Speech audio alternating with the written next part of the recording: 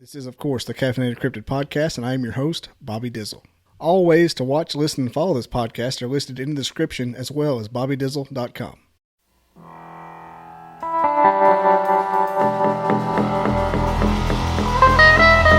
Look at all the viewers we got for our Tuesday live.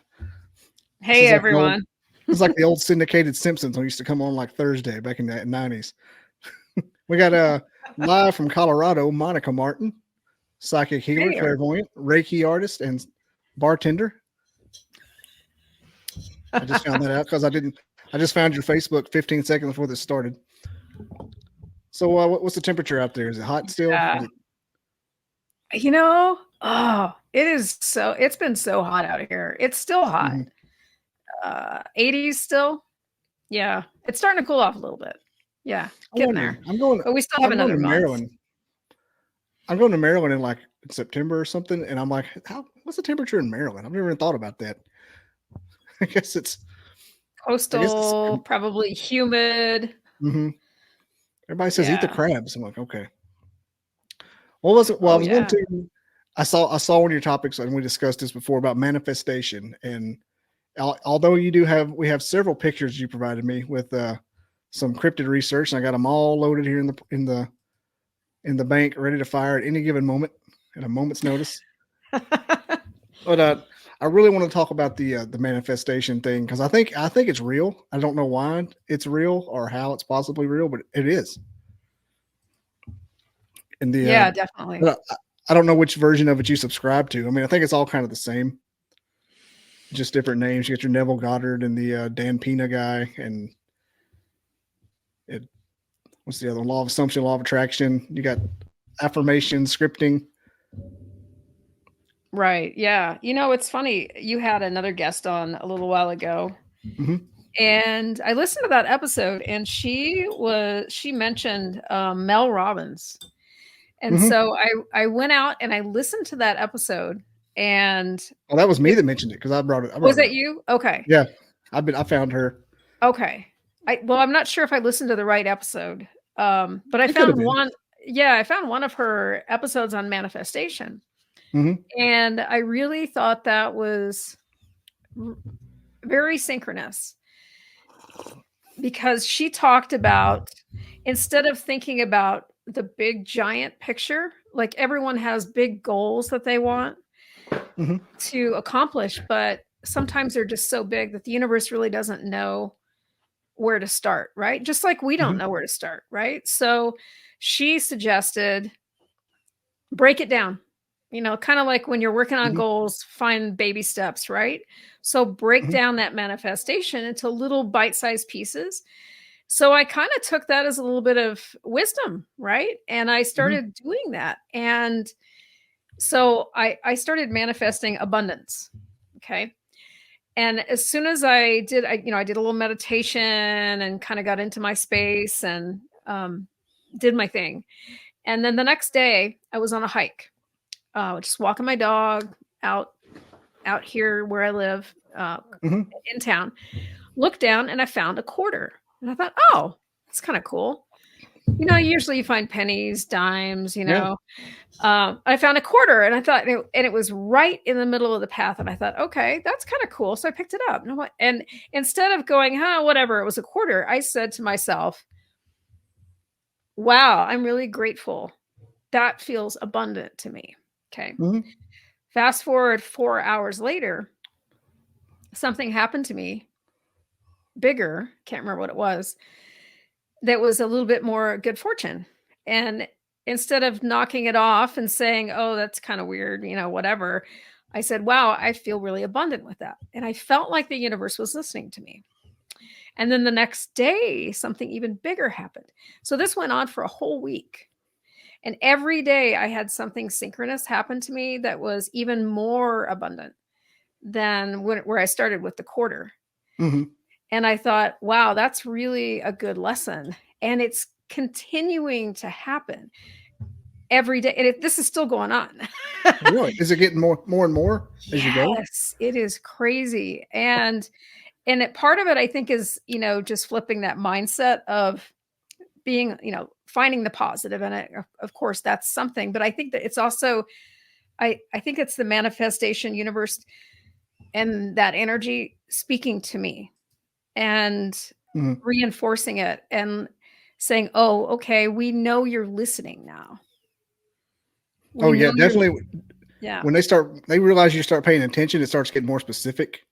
Yes. And it's not just this over and over and over. You get one, you're like, you write it down. Like, what was that? That was kind of weird. And you write it down and you check it out like a sign or angel number, something like that. I get angel numbers a lot. Like they might as well just send me text. it's that frequent. But like you were saying, the if you wish for something big, I say wish.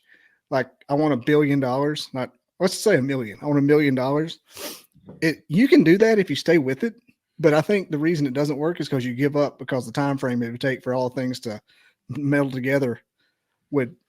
I think it's too long. Like if you wish for $200,000, you can do that pretty quick if you put your mind to it and you're open to going different directions and taking little rabbit holes, as they say.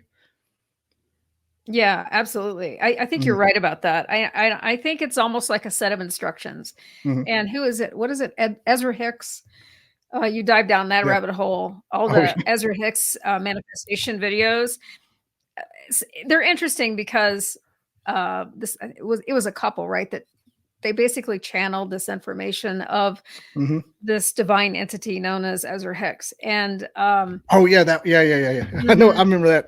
Yeah. Well, they're still out there, but and some of the videos are only like 15 minutes or whatever, but if you really listen to it, it's pretty deep wisdom. So it's kind of along that lines where you have to give the universe a set of instructions because let's face it, some of the big things that we want in life are pretty big, right? I want a new house, I want a new car, I want a new partner, whatever. Well, how, right? You know best how to manifest those things in your own life. So start being more specific about that. It seems weird, but if the more specific you are, the quicker it is. It seems weird. It seems like you're like, well, you can't just wish for something. And I'm like, you can, you better, because it's not going to happen. Otherwise, you're going to get something random. That's so true. You're going to get like the equal but lesser value, like a bean at McDonald's. Yeah, remember the birthday cakes we all had when we were little? Like, oh, make a wish, and I don't know about you, but I always wish for something really big and great. It was never something like I need some new shoes. I got shoes. That's what's so bad. You got shoes. You take those for granted, right? You got a whole continent. Nobody's got shoes. All of a sudden, you think you're good. You think you're good on shoes, right? Yeah. But that's what you were saying about that. Because I always start. I don't start like molecular or granular, like at the bottom. I start at what I would think would be the edge of grandiose, just below it. Like say I was wanting like YouTube followers. I wouldn't start at like. Well, I did start at 1,000 and got that pretty quick. And so I'm like, well, that was fast. And so now I'm thinking of like, a couple 100,000, just the next step up, like bracket wise. Right. I should do 10,000. I think that would happen really quick. I kind of want the net. I kind of want the net to be spread just a little higher than that. 1,000 to 100,000 is a pretty big jump, but you could say 1,000 to 5,000. Yeah. Right. Or 10,000, somewhat manageable. That's what they recommend. Whatever you can make yourself believe is what you should do, not just because you'll get there. You got to get that amount anyway. It's not like you're going to get 100,000 subs and not get 5,000 along the way. Yeah, I think they're coming. You have to make so for a manifestation to work, you have to really believe it, right? It can't just be, I want a Lamborghini. Well, if you don't really believe you're going to get a Lamborghini, you're never going to get a Lamborghini, right? I mean, I don't really want a Lamborghini, but no, maybe there's someone out there that does, but I kind of want more of a camper van. Are you manifesting one too? Yeah. Dude, I got one on my list. Hang on. Well, so my son works on cars. So I told him the other day, he just finished up a project car. He's got another one he's working on. And I told him, I said, okay, I'm going to manifest that's the camper van. Yeah, it's on my vision board. Oh yeah, there you go. Well, I want to have him build one out, just find a really cheap one. And I think he would really love doing it. And then we can interrupt you there. Oh no, that's fine. I mean, camper vans, that's more my style. I love the ones you see that are like an old, I guess you would for like one of the like Chester the Molester vans that they gutted out, and now it's got like a little kitchenette and a living area in there. Oh yeah, yeah, and they like spray paint the sides with something cool, like the old panel vans. I don't know what they're called exactly. Maybe somebody knows what they are. The Mystery Machine is like my dream car. Oh, the Scooby. Oh, you know what's funny is there's in Colorado, every once in a while, I'll see there's somebody that owns a Scooby-Doo mystery van. Oh, really? And every once in a while, it'll drive through our area, and I don't know where. I should look and see what the plates are, but it's painted just like the mystery van. That'd be the one from Up. I don't know, but Upward, Onward. It's a new Disney movie with Jack Black, I think, and he's got a van in that I love. Oh, okay. It kind of reminds you of the one from The Walking Dead where they drove, not the RV, but the van they drove with the eagle inside. Oh yeah. Do you remember the Oscar Mayer Wiener van? That one comes through Colorado all the time. I wonder if there's more than one. I think there is. The first time I saw it, I thought, okay, there's a hot dog on top of a van driving down the street. That's pretty cool. Then you realize it was the van was the hot dog. And then your life changed. All of a sudden, you're the little boy from the Matrix, and like that's the secret. There is no wiener. We are all the wiener. Or like, remember the Shag van from Dumb and Dumber? Remember they put fake fur all over it, and then they drove it to Aspen. That was filmed in Breckenridge, by the way. And I used to live in Breckenridge, and that was filmed in Breckenridge, Colorado. Aspen. Yeah. And what's even funnier is I used to work at this hotel in Breckenridge, and one of the guys that I worked with, he was a server also, and he was one of the extras in one of the scenes when they were filming it. I can't remember what year it was, but I worked there in it was like 90, I want to say like 96, 97. It was filmed a few years before that. I can't remember exactly, but yeah, I worked with one of the extras. Dumb and Dumber, I think, is the funniest movie. I consider it the funniest movie ever made. I guess it's just from my age. Here's the Onward van. It's a classic. I love it. I think Jack Black voices one of the characters. Oh, that's cool. I used to have a 1980 yellow VW Vanagon. You remember those? The Vanagons? Vanagons, or like the VW bus? And it was it was a 1980. So in 1979, they stopped making the engine. Oh yeah. And they switched it over to a new engine, but they left. Oh no. Okay, I got that wrong. So all my car people out there. All right. So in 1980, they kept the 1979 engine inside a new model frame for the new 1980 van. Well, it was heavier. So the 1979 engine could never keep up with the weight of the 1980 shell. Yeah. Basically, that thing had a top speed of, I swear, like 45 miles an hour going uphill. It was terrible. It blew smoke. I mean, everywhere I went, it blew black smoke out of the tailpipe. And what's even funnier is I used to do childcare, and I would pile all my kids, my daycare kids, in the Vanagon, and we would like drive to the park, Here comes this, we used to call it the banana van. So no mosquitoes. And what about that? We used to drive that thing up to Loveland Pass, which is at the top of one of the passes. It's between Summit County and Loveland Ski Resort. So we would drive the banana van up there, and people would backcountry ski up there. So you'd basically like drop them off. And people still do it.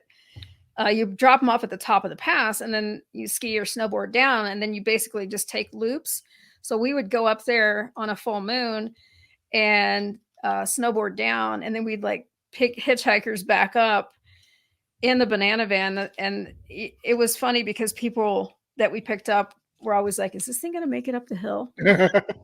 Like, you wanted a free ride. Do they still do that? Yeah.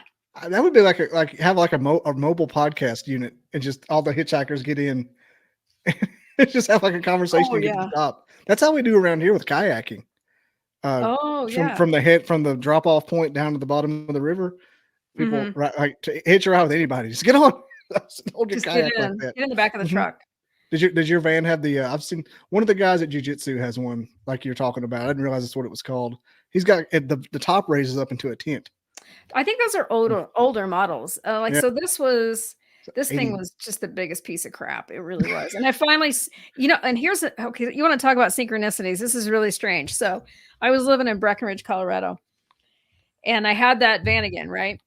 And the thing was a piece of crap. I finally we were poor, young kids, we sold that Mhm. thing for $1,000. I bought it for 800, sold it for 1,000. I figure, hey, okay. So fast forward a few years later, I ended up selling my house. The guy that bought my house I just got into this conversation with him. He was one of the buyers that bought that van, and he ended up living in that van for a whole winter while he was a ski bum. And then he came around and he was the buyer for my house. It was really a strange Whoa! synchronicity. You sold this guy 2 homes. Yeah, it was really, and he wasn't even like the person that I sold it to originally, because I sold it to like I think I traded it in at a dealership or something down in Denver. Mhm. And then he like bought it after they fixed the engine or whatever and lived in it for an entire winter. That is a crazy synchronicity. It's really strange. I mean, it was, we were just sitting around talking with this guy, and he was, we were just shooting the shit, basically talking about living there and living in a ski Mhm. town and blah, blah, blah. He's like, yeah, I lived in this van one year. And like, oh, really? That's kind of cool. What kind of van was it? And that's how and I was like, no way. That was my van. Then you bought my house, bro. Yeah, really, really strange. That's just a very unlikely synchronicity. Mhm. Do you go when you do that manifestation? Do you do like the robotic what affirmations, or do you do like a scripting? You know, as far as when I do manifestation, Mhm. honestly, it's kind of a new thing for me. So what I have done in recent times is more just affirmation. Mhm. Like, and I'm still trying to figure it out, right? And I think it works differently for different people. But what seems to work for me is I have to picture myself in that, kind of like you mentioned you have a vision board, right? Well, Mhm. it has to be believable, right? So I picture myself in a scenario, but it's not just enough to like picture yourself in the scenario. You have to feel the feelings. You Smell have it. to, yeah, you have to smell it, you have to taste it, you have to hear it, you have to visualize and do like a meditation on Mhm. how you feel in that energy. Like I'm picturing the weight of the $100,000 uh, silver arrow you get from YouTube, the play button. Oh, When I do that, I picture the weight of the play button and getting it out of the styrofoam, and how I feel like it's heavy, like a Ten Commandment. oh yeah, yeah. I Just didn't know is that like an award that they yeah, if you get like 100,000, you get a silver play button. It's like as big as it's a plaque. It's got a play button on it, Oh, and cool. if you get a million, you get a gold play button. Uh-huh. And I just picturing I'm picturing like the weight of taking it out of the box and taking a styrofoam off and holding it up. Hey, everybody, thanks Right. for helping me out. You got me there. Putting it on your Yeah. bookshelf and Hmm. like an altar. The affirmation that I see. This is the first thing I'm doing like right now. Manifesting this podcast career. First thing I'm doing on purpose. I realized I was doing it correctly, but not on purpose before. Stuff was coming up like big. I'm like, what? Imagine if I actually tried. Oh, right. Not just Imagine by if I accident. actually, yeah, just before, just anything I can do. I was visualizing it, just kind of daydreaming the same thing over and over. And I would, pray about the same thing over and over, and like Mhm. being very specific, asking for very specific. And when I realized what I did, I'm like, man, I said, I don't have the but the power is there. So I'm going to do like specifically exactly what I want. Right.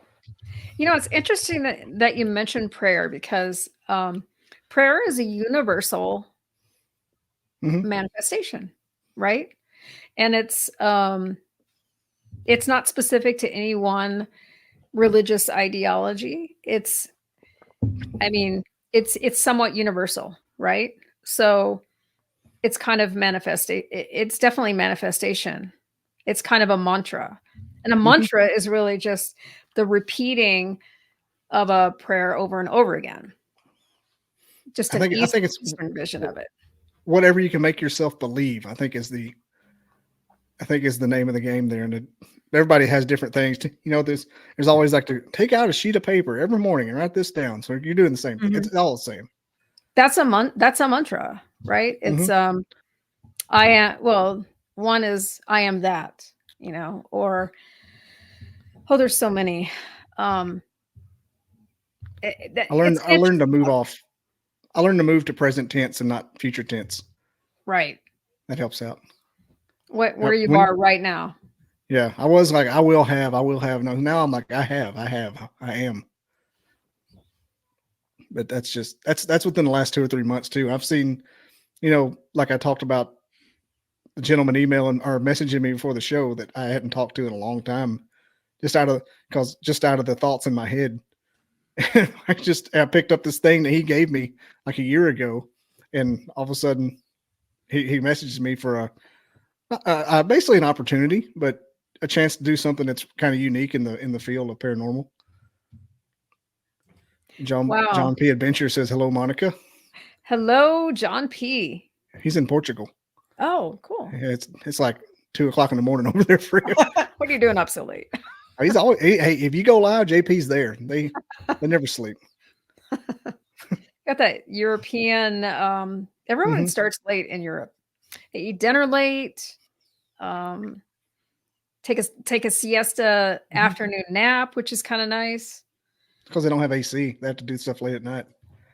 Oh, yeah, that makes sense. I'm not going outside. It's basically like that in Alabama, but nobody talks about it. Yeah. We ain't doing nothing. It's hot. It's hot there. My brother lives in Georgia.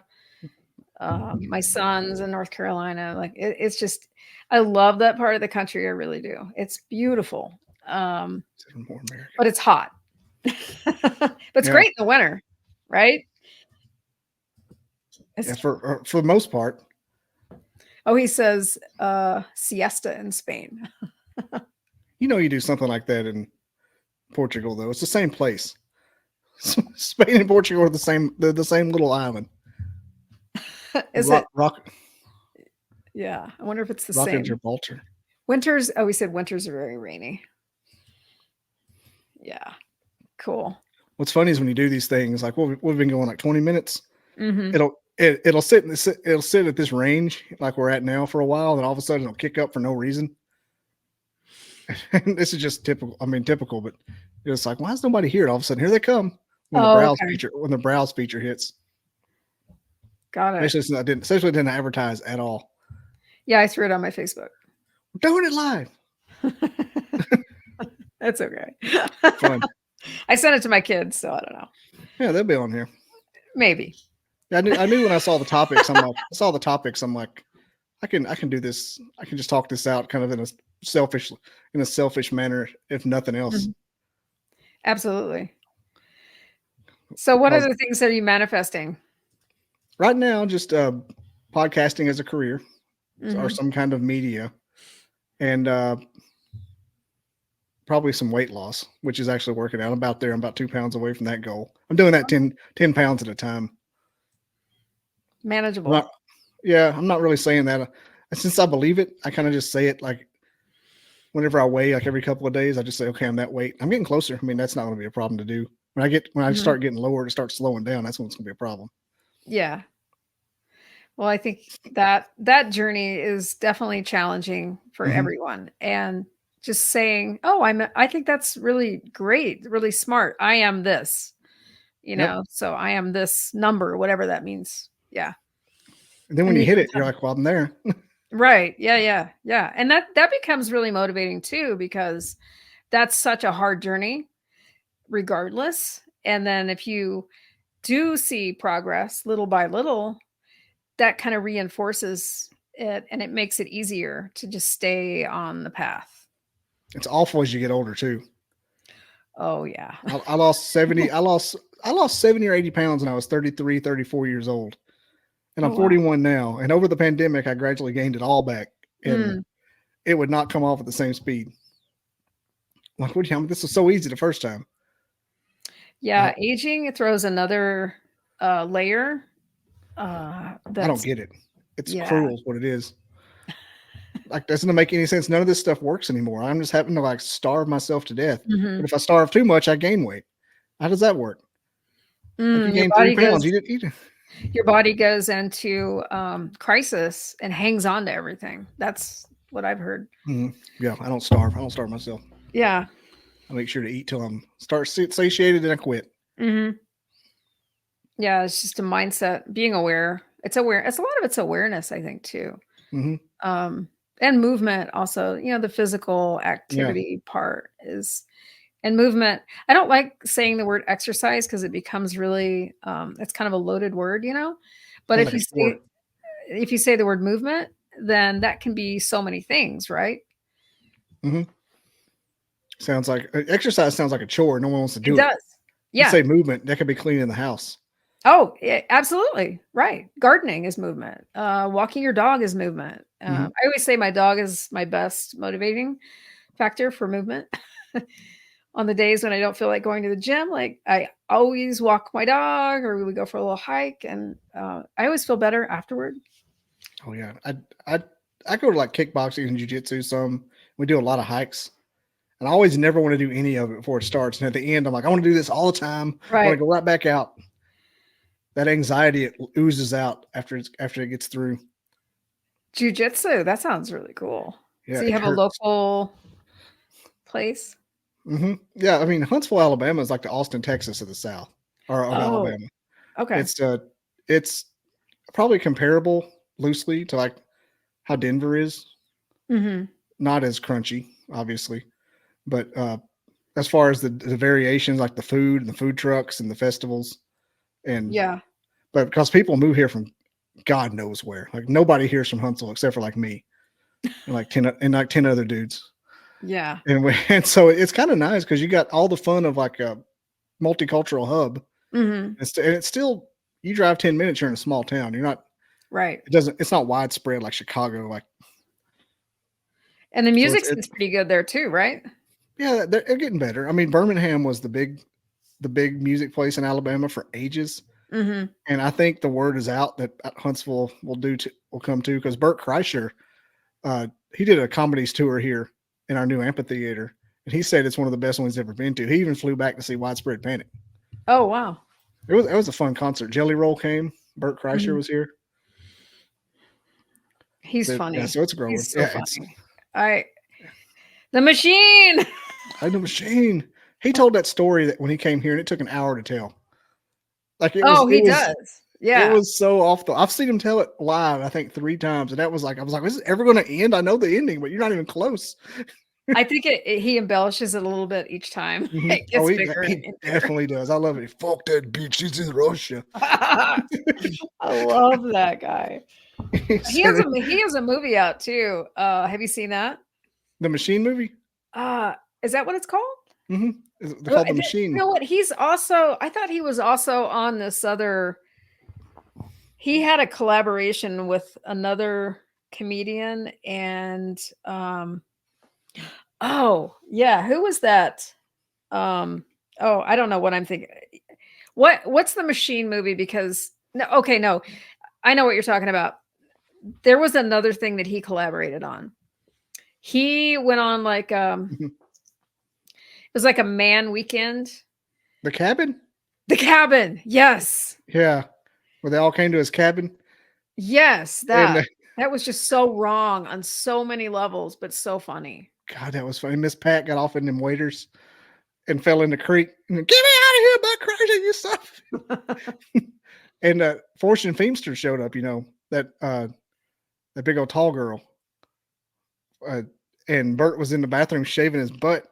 And she walks in, and, oh my God, Bert. Yes. And who? Oh, and what's her name? Caitlyn Jenner.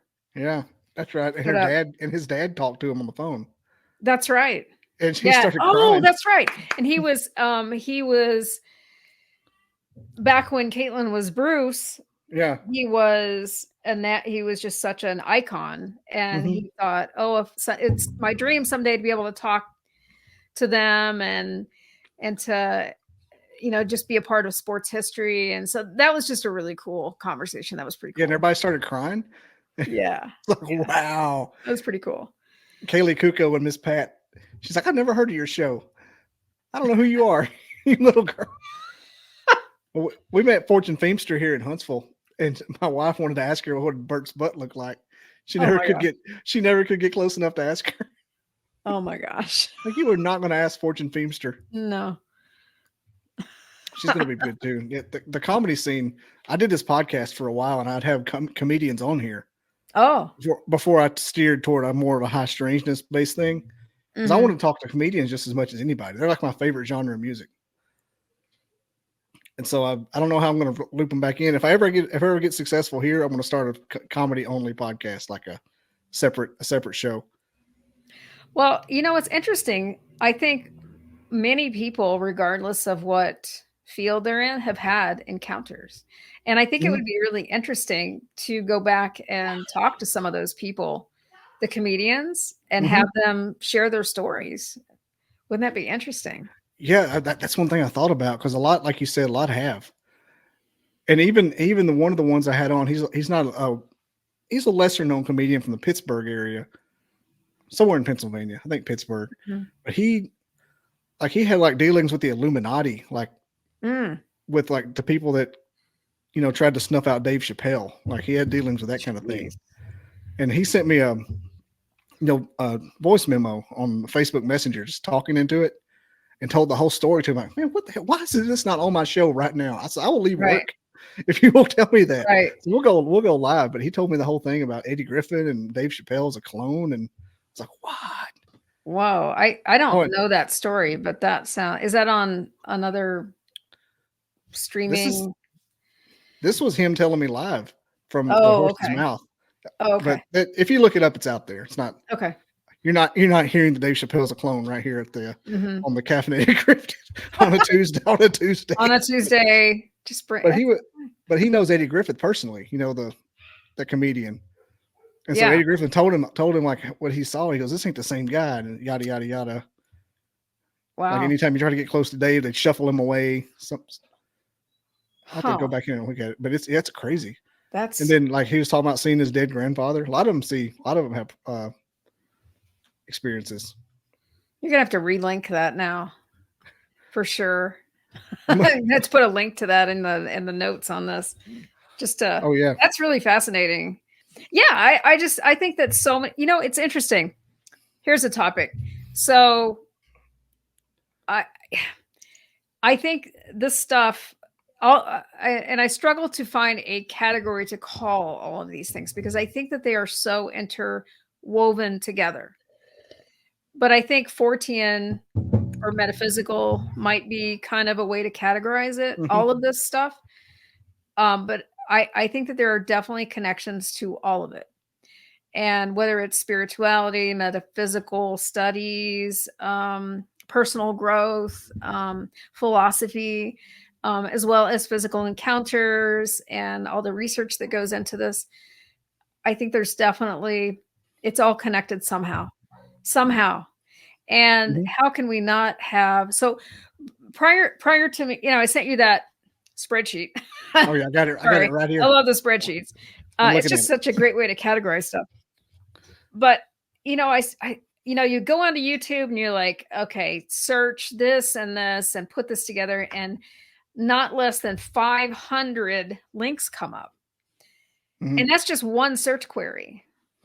So there's definitely something going on that enough people nowadays want to speak out and use their voice and say, hey, I'm having this experience, or I had this experience.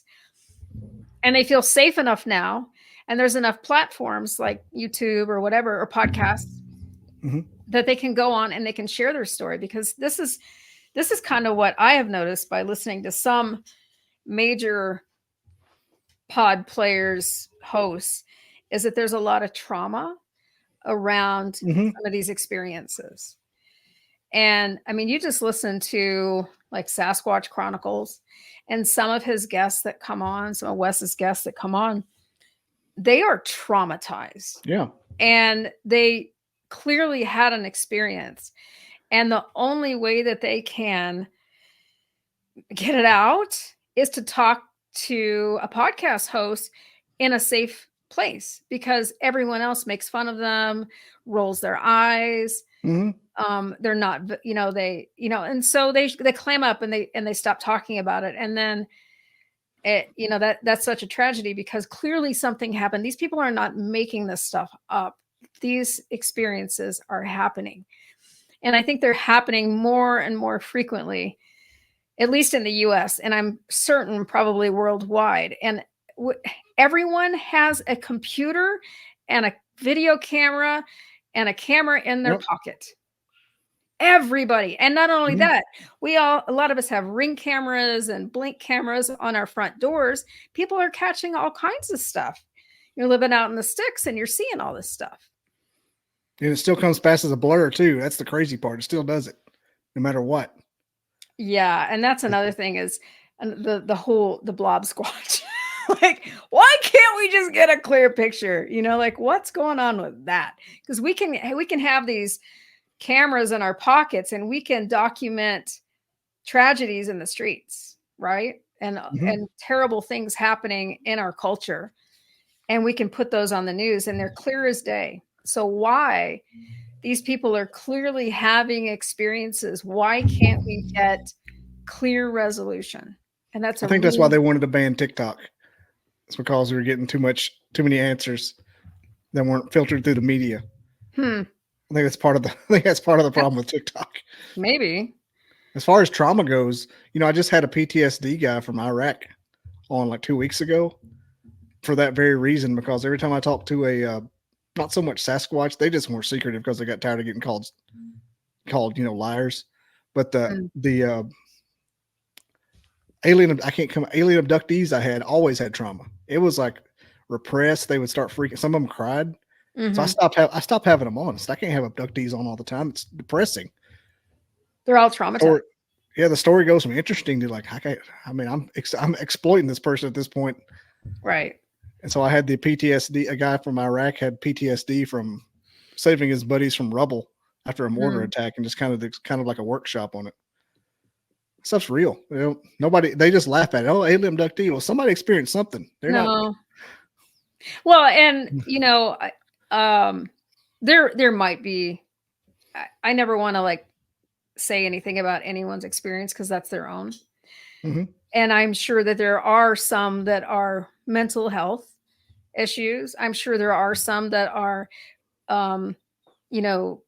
childhood trauma, and this is a way to cover up the trauma so that they can manage it themselves. That's why I stopped talking to them, because that's most of it was childhood trauma. I said, I'm exploiting these people. Right. And I think that that's possible too, but I think that still leaves a percentage of experiences that we just can't explain.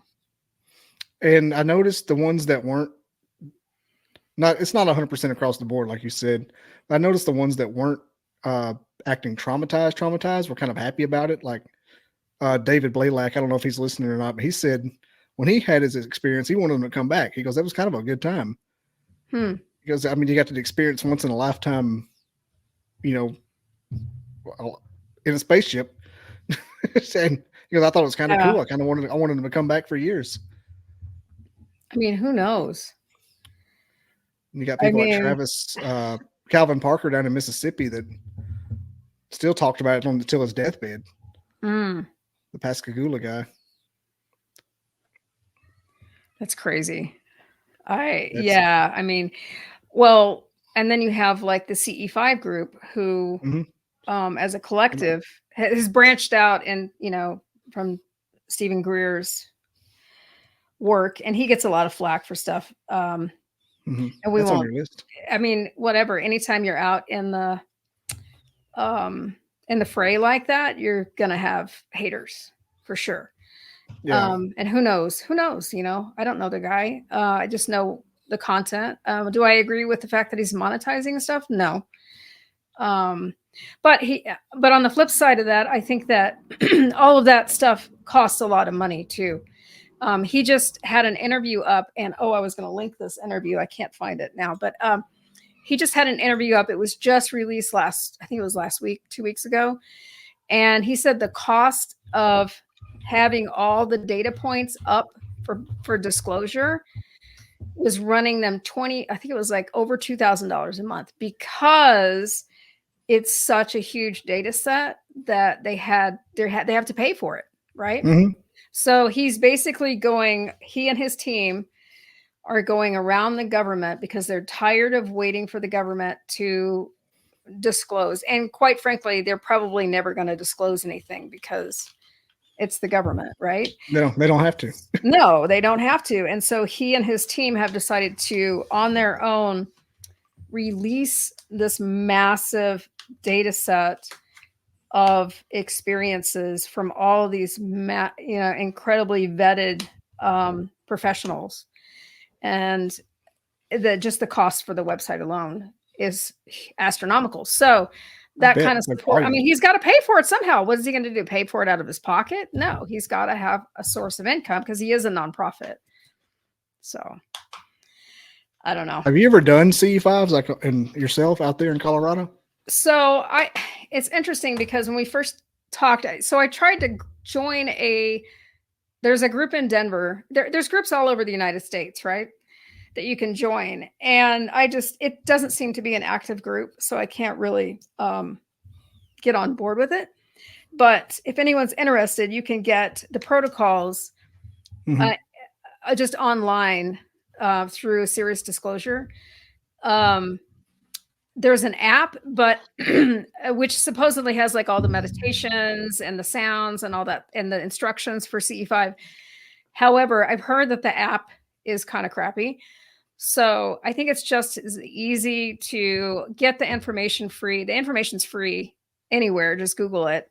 And then the meditations, it's basically just a geolocation meditation where you do a meditation and then you basically just tell where you are. Like, I'm here. I'm in Colorado. I'm in my backyard on my lawn chair. And then you basically expand out into the universe. I'm on Earth. And so basically that it's just a geolocation meditation. And so I've tried it. Nothing's happened, but I've heard that it's better in a group. Yeah, that's why he does it in those big groups, isn't it? Mm-hmm. Yeah. So I think it's one of those things where you definitely want to raise the energy in a group. I'm sure it's possible to do it on your own. But there's also, I was going to mention this, there is a podcast out there that I definitely want to mention.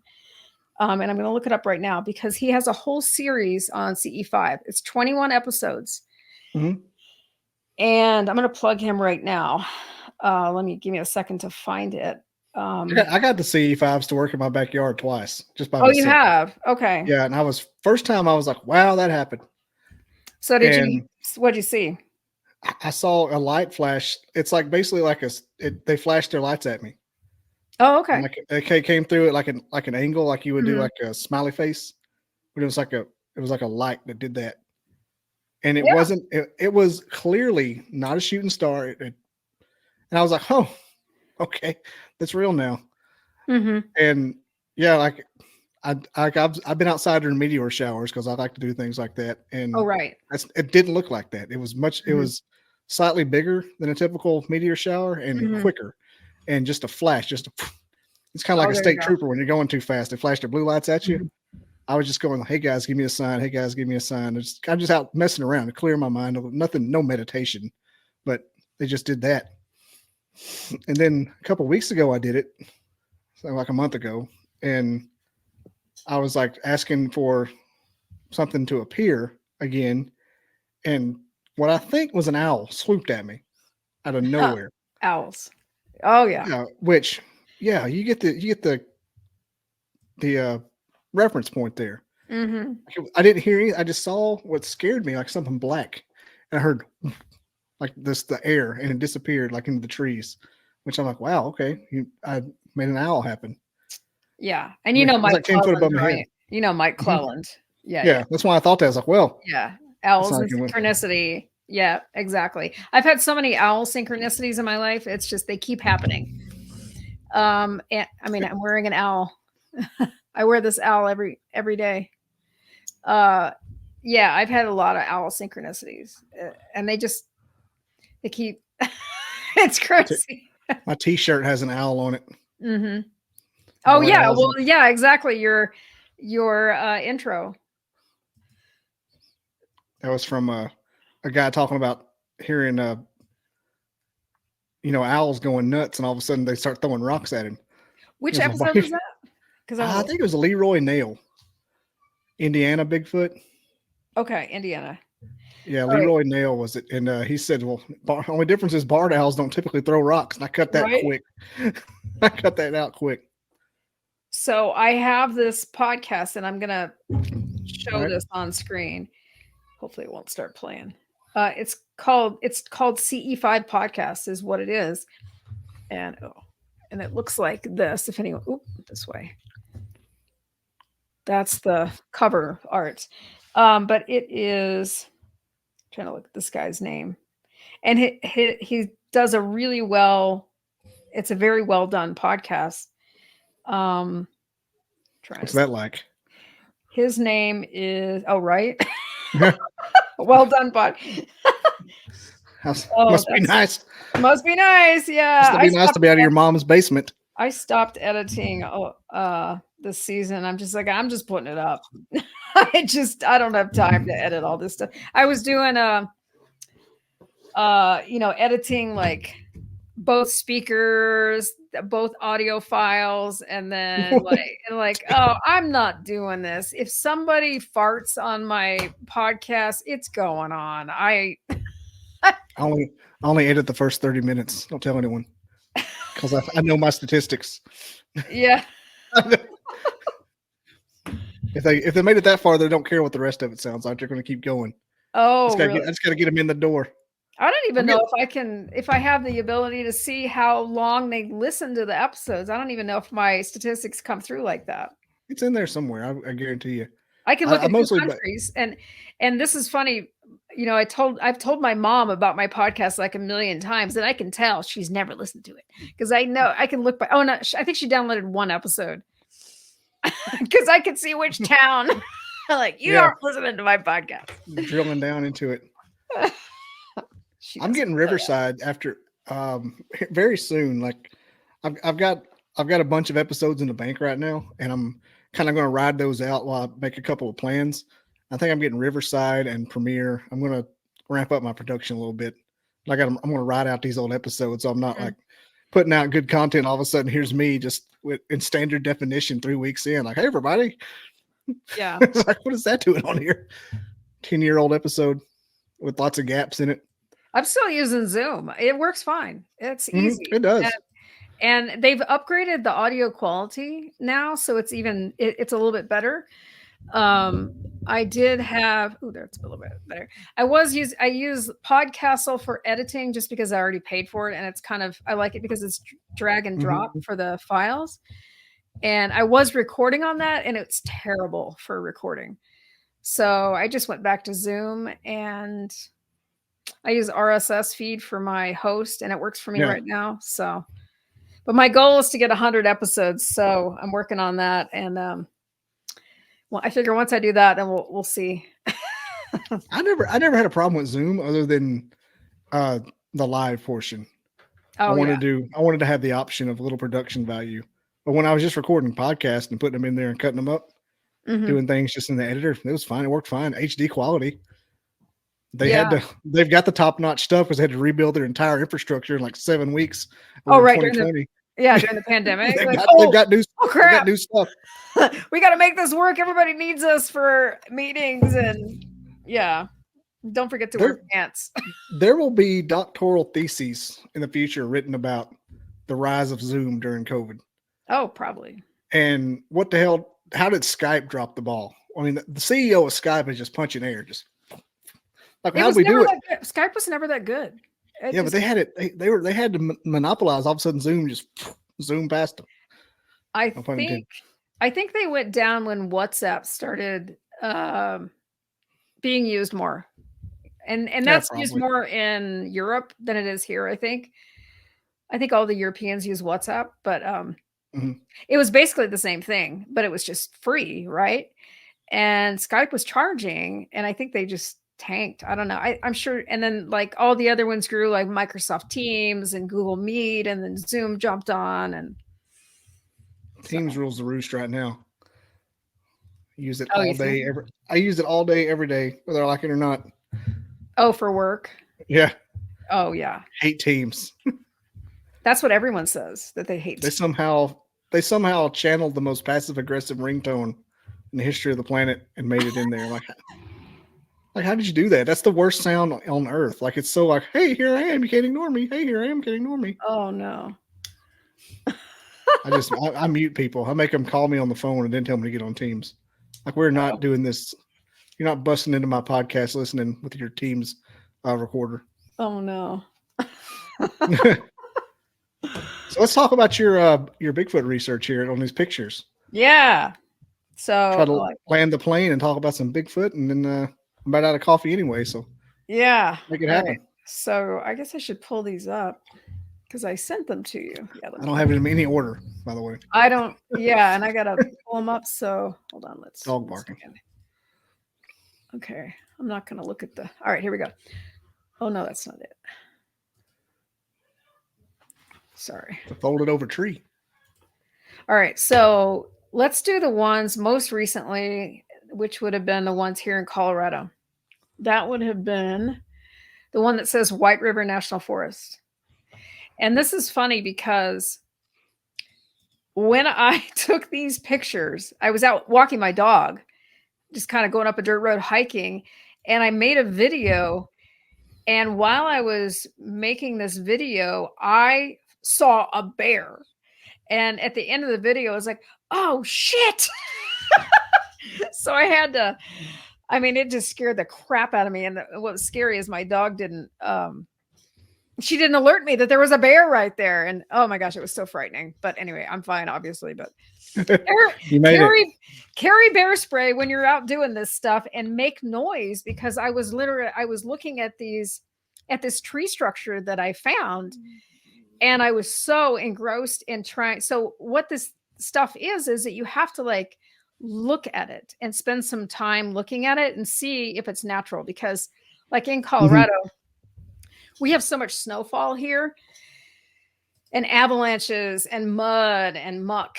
And we get a lot of deadfall because some of these, like all the evergreen trees they're actually pretty brittle. So they break apart really easily in the snow.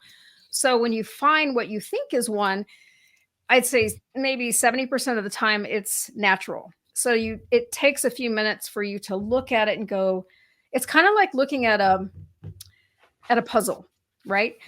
And so when you do find one, then you have to like look at it just a little bit more. And then you're like, oh no, that's not natural, right? So it's kind of, I'm getting a little bit better at it, but I'm still pretty new to this. And there are people out there that they go hiking out. And I sent you some videos on YouTube that I found. There's a couple of guys that go out there and I know they're not far from me, and they are finding some unbelievable structures.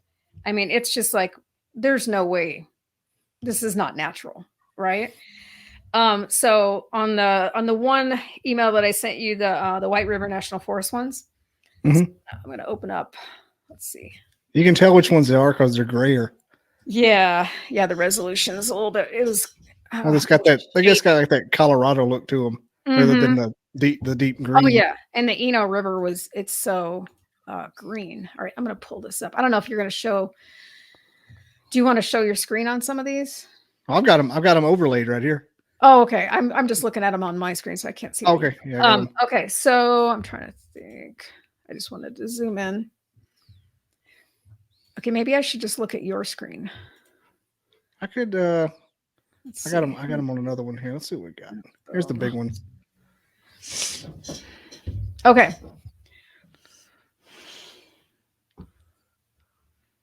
Okay, so that one.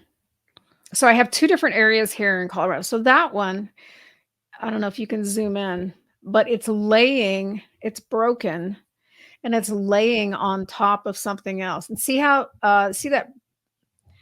Actually, go to the next one. So which one? Sorry, I should have looked at these ahead of time. It's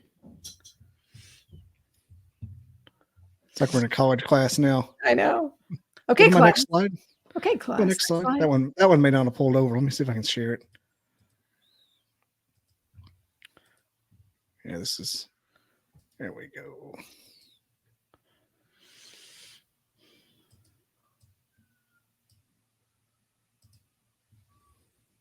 Get out. There we go. Okay.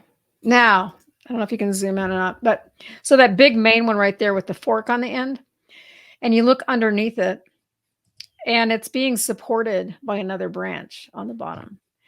And what I've found is that when I'm out hiking or just scouting or whatever, you see that fork it's supporting right there. Mm-hmm. So what I've found is when you're out looking, and this is for anyone that's interested in doing this, is get out, just get out in nature, get out in the woods or whatever, and start looking like a bird's eye view. Don't focus on the details, but start looking for patterns, right? And you will start seeing the patterns, and think of like the major sticks or the logs or whatever, you'll start seeing patterns.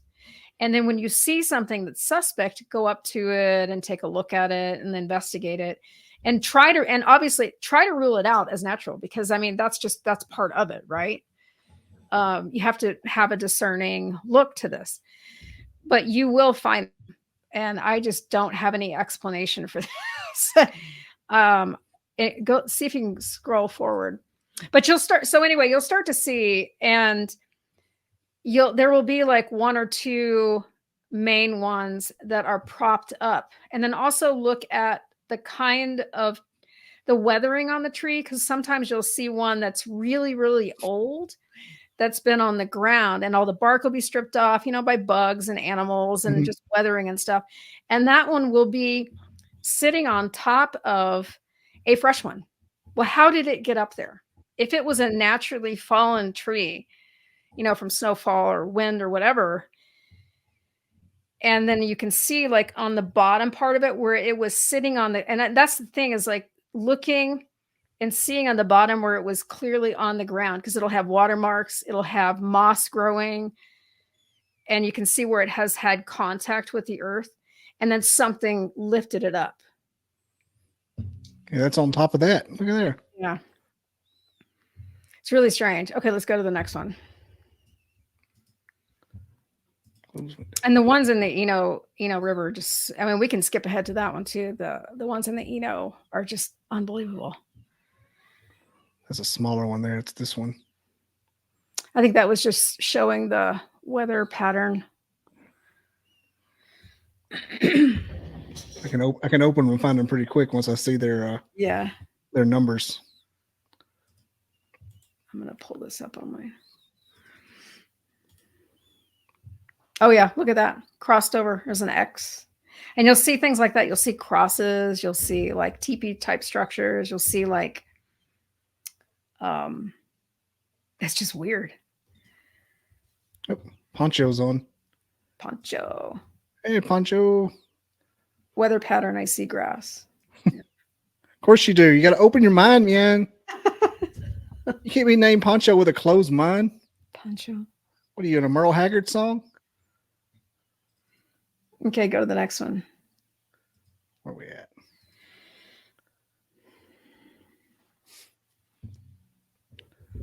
Got them all mixed up here. Yeah. Poncho screwed me up. Get out of here, Poncho.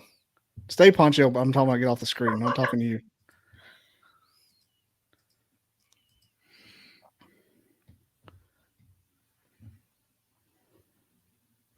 Wish I could make the screen bigger. Oh, I can make it bigger. Oh, there we go. I can make it bigger. That one's not as clear. I'll encourage any behavior. I don't care if a fight starts in the chat. I've had it happen before. You know what's really funny is this is like right before I saw the bear. When I was taking this picture, I was literally making a video. I took a few pictures, and then I was making a video, and then I was talking to myself, and I turned around. I'm like, and you can hear me on the video. I'm like, oh shit, there's a bear right there. Was it a grizzly? No, we just had a black bear. We just had black bears, yeah.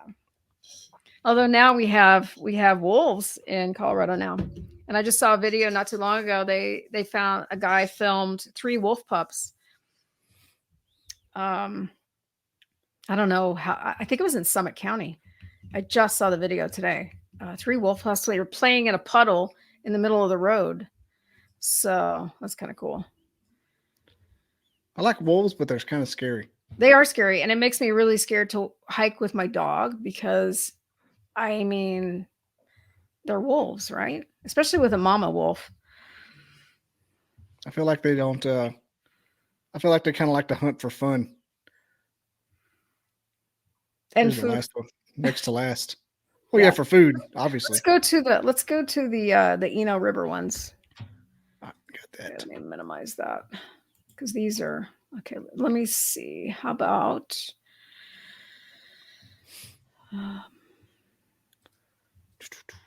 Just start with Eno 1, and these are. I apologize; these are not in the greatest of order. So we'll just the background Sasquatch arm. Is my AI not good enough for you? I usually have a boring tree thing back there, but this is going to be this is like an over the top live show we're doing. Here, I'll put a scary alien. Oh, there you go. Or a very. Oh my goodness. A very wizened Sasquatch. That looks like my uncle.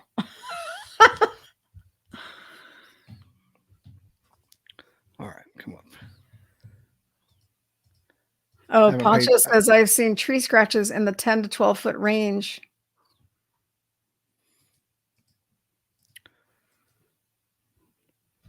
All right. Keep going. Tree scratches. Okay. Oh, this one you can see the loops. You see the hoops? Yeah, in the middle there. Okay, the arches. So we walked into this one area, and that's what I meant about like looking for the patterns when you walk into an area, because I looked around and I was surrounded by a cathedral of loops. It was really creepy. Go to the next one. Cathedral of loops. Yep, they bent them around and they made a giant circle of loops. And Pancho said his uncle didn't believe me. A couple of loops right there. You know, it's kind of weird when people, like, I say weird, don't believe in some things, but the stories you hear from people who are not lying, they're like, well, those two can't exist in the same universe. Like somebody's not telling the truth. Mm-hmm. Can you pull up the next one? Yeah. I'm doing it manually.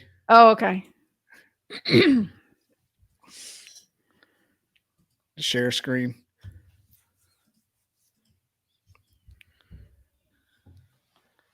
Okay, here we go. Some loops there. There's an X. See that loop? And then there's a. See, those are kind of intriguing when it comes to looking at stuff, like, because I know how it happens. I was on the forestry team. Oh, okay. But it's just weird to see when one doesn't have the what you would call like the anchor tree, and it's just down like tied. Mm-hmm. Like why is it doing that? Because sometimes they have the anchor when someone falls and holds it down, obviously, but. I've got a couple pictures in here that it's a whole puzzle put together. See if we can find it. Yeah, I don't remember which email it was.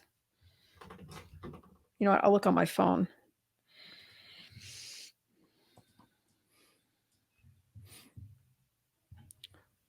Let's see. This is quality radio here. You can't get this anywhere else. That's right. We're looking at pictures, guys. That's half the fun of lives, though, because they can go anywhere. Like we're an hour in. Like this doesn't have to be like I'm looking at them too. Like this is where the on like a Thursday or a Sunday, like the comments would be popping.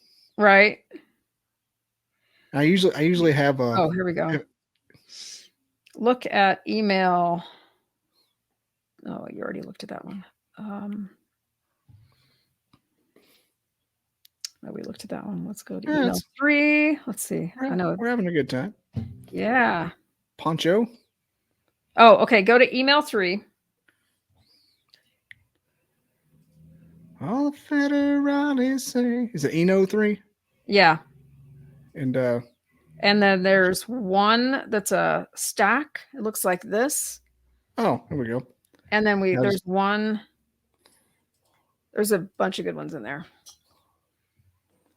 And the first one is, you can see they're propped together. There's a stack. I should just done this to begin with. Trying to be fancy. I got arrows now. I can just. Oh, there you go. And then look at this one. See if you can blow that one up. That's a prop right there. See how I can blow it. Oh, there you go. Oh wow, that has like the 2 points of holding down. And then if you look down at the bottom, you can see one of them got stepped on. If you just ignore Salty Dog. Come on. Okay, see at the bottom. This is not the same show. See at the bottom where that is bent. If you look down at the bottom, that one was bent and propped up in the middle of that teepee-like thing. See that where it's bent and it's propped up right there. It is. It was bent and lifted. See that? Like it's got tension on it. Crazy. All right. And then if you go to the one that looks like this, oops. Is that it? That's it. Yeah. If you can zoom in on that one. See that main one is bent and then another one's woven underneath it. I think that But I was looking at the thumbnails. I thought it was like a blob squatch on one of these. Oh yeah. I wish. For a second. I wish I'd gotten a blob squatch someday. That's where you got to go on these excursions. All right. And then going to email 4. Let's see. Remember the one time I thought I was about to have like a legit Sasquatch encounter. Oh yeah. And I had to like mentally prepare. And I was actually like, I mean, this is real. This is happening. And it turned out to be my whiskers on my toboggan as I breathed. Oh my gosh. I had my toboggan down over here because I was trying to sleep. Yeah. And I was breathing and it was shh on the side of my face. Oh, you thought it was like outside. And it sounded like footsteps because I heard shh, and I woke up. I was like, and it was 3:33 in the morning. So that didn't help. And I was at a hotbed in a southern state. 22 degrees outside. Okay, let's see. What was this one? There we go. Go to that one. Look at that one.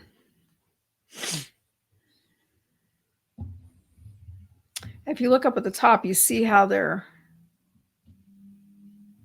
it's so crazy how they're just interwoven. It's like, where does it begin and where does it end? You really have to spend some time. Like, it's hard to get a picture. Yeah, Salty Dog, and he kept giving everybody possum hair as a DNA sample. A rubber squatch in a freezer. Oh, remember from like 20 years ago? Oh, I think I remember that. Yeah. There was one where they had it in the freezer and they showed you the thing and it was covered in ice. And there was one that was there was one that was like this giant head. And it was actually a comedian. Oh my gosh. All right. Yeah, that's number 5. You know how you can tell if a Bigfoot picture is fake is if there's a Bigfoot in it. Oh, I got a funny one coming up here on 5. Okay, on email 5. This one's a really good one. See that right there? It's a broken off log, and the other one's lifted on top of that.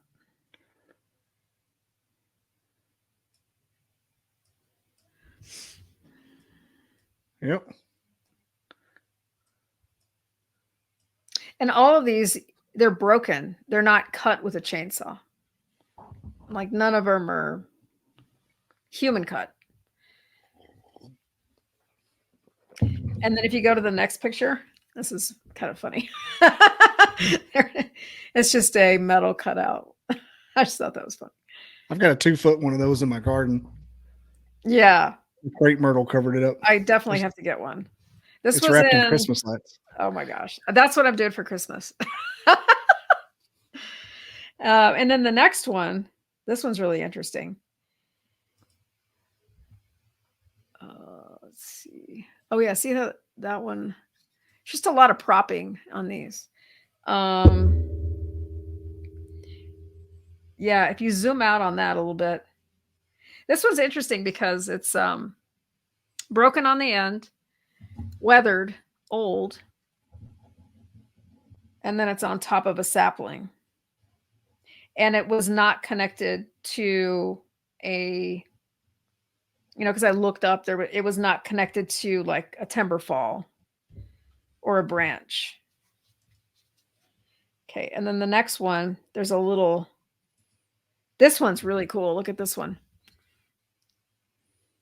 It's just propped up there. Is there any directional commonalities with these, like pointing in like northeast or toward the river? I've heard they put teepees around rivers. Yeah, so the river is right down the hill. On the next, let's see, the next one, the next picture, that one, down the hill right there to in the not in the foreground, but further down, the river's down there. So, I mean, I don't know what the theories are. I kind of believe that it's to, could be to drive game.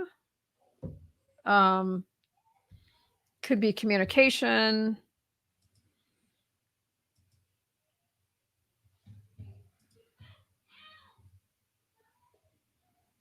Yeah, that's pretty much it. But I'm going to keep on looking. You should talk to Zeus Platt or Pratt. Platt? I know the guy. I don't know his name. Hang on. Platt. Zeus Platt. He's from Colorado. Okay. And he scouts them. He just hangs out, lives up in the cabins up there, and just knows where to follow and gets sign and everything. And he saw a lizard man Dog one says time. When soft pines. Oh really? When soft pines fall in the woods, they break. Yeah, of course. They do. Yeah, they definitely do. Yeah, they absolutely do. I wonder if pine bark beetles are as big a problem as they were 25 years ago. It used to be a big thing. You would climb up in a pine tree to go hunt, and you look, and the thing be dead. Oh yeah, we have a lot of beetle kill where I live. Yeah, the pine beetle. It's caused a lot of devastation in our forest for sure. Yeah, just don't hear about it as much. I don't know if maybe they just don't talk about it or what. We have a huge problem with it out here. So yeah, and I mean we do have a lot of pine kill from that. So yeah, when you're out looking for this stuff, you definitely. I'm like, Salty Dog. You missed the part where I said that I pretty much eliminate like most of these as just natural because it's snowfall, it's wind, it's the elements, it's dead trees. Like there's a lot. But there are like, if you want to look, that sheet I sent you, there's some, the cryptid sheet. So there are some channels out there that, and I'm wondering, because you mentioned this guy, Zeus. Yeah, Project Sasquatch. I wonder if I referenced one of his videos, but anyway, he's definitely gets out there deeper into the woods, and he's got he found an area in Colorado that is, it's just undisputable. It's crazy. I'm going to look at that up and see which. Hey, Salty, you know that I recently met MK Davis. I don't know if we talked about that. I can't see. Salty Dog appeared. He came to me from another channel that I just help out on. I help out on. And they're very crude over there, which is cool. I don't care. But You have to ignore him sometimes. Here, check this out. I don't know if I showed it. There's me and MK, and look right behind his head. Who's that? That's his thing. Oh wow. Yep. And he and I are going to be at a conference in South Alabama. He's going to speak, and I'm going to do a live podcast. Me and MK nice. Davis. Just a couple of guys hanging out, you know. Oh, that's awesome. So this is in Alabama? Is it? This was in McMinnville, Tennessee. It's between Alabama state line and Nashville, about halfway. Oh, okay. It's like only took me like an hour to get there. I'm right. Huntsville's right at the state line. He had there was giant pictures. He had them in front of his booth there, and I walked up to meet him because when I'm in podcast mode, I'm usually an introvert that's scared. I'm in podcast mode. I'm meeting every single person. Like I'm leaving everything on the field. It changes me like molecularly, like Dr. Jekyll and Mr. Hyde when I'm in it. And so I walked, but I still have like a shy stutter, and I misspeak a lot because I'm trying to get just my words out, especially meeting somebody who's famous. Right. And I was like, hey, I was talking to my daughters. I said, this is the one that they enhance with AI. And he stopped. He goes, you just say it was enhanced with AI? I'm like, no. I meant like it was enhanced with it was enhanced, not AI, but it was just enhanced with a computer. He goes, you mean a filter? I'm like, yeah. I'm like, I didn't mean to say. I was like, shit. I pissed off MK Davis. Yeah, don't do that. All right. So on the sheet, we have the videos that I uploaded. And these are, I'm looking at this right now. They're specifically Colorado. The famous one that came out was it last year about the train. Yeah, the train. That one's kind of fun. But the one that I had a freaking dollar for every time somebody sent me that one. Oh my gosh. It's a dude in a suit. The second from the bottom. Oh no, wait. Sorry, guys.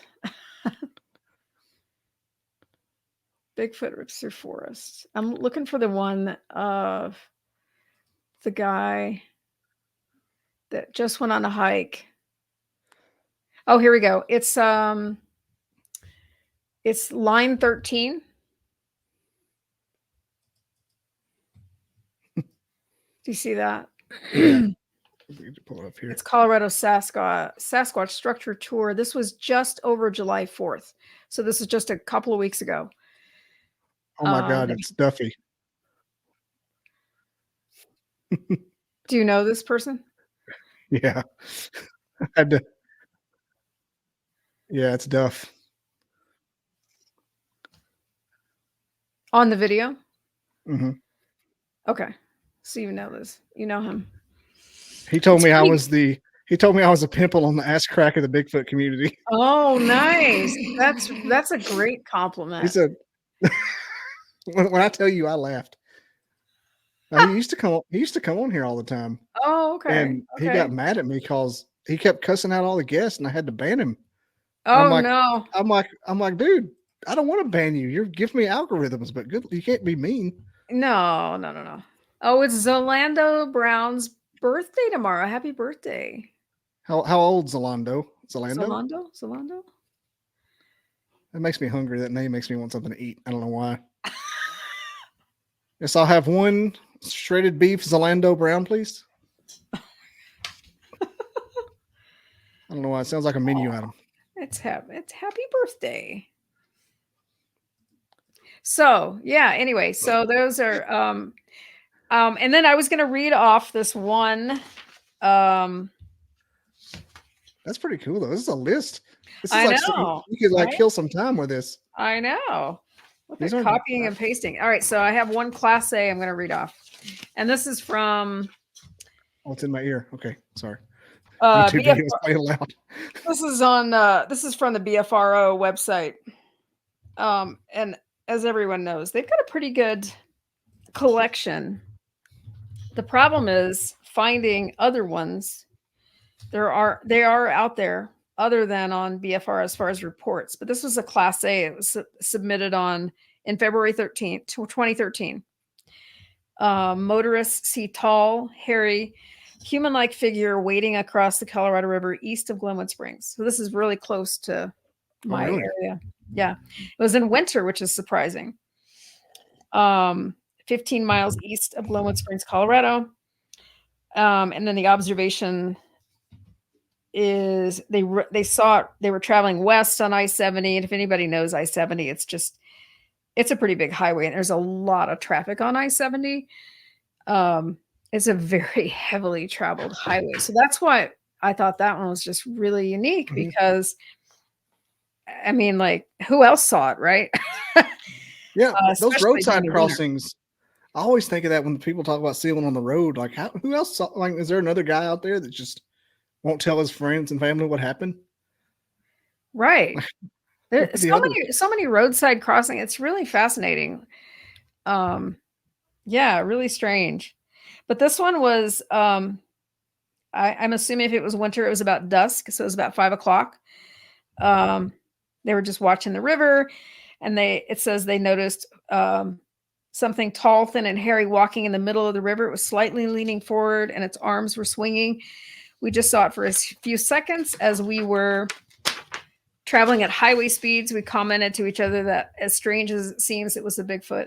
There were 4 witnesses total. We were traveling west on I-70, dusk, about 10 degrees outside, which is about, that's about typical for that time of year, right? Yeah, if it's one of those major, that's like one of those major interstates. I bet that is a busy one. It's one of the main ones. It's so noisy and loud and huge. So yeah, and then they followed up with a BFRO, followed up with a witness investigation. So they were on their way to Nevada to play golf, which is a great thing to do if you're in, you're stuck in the winter in Colorado, go play golf.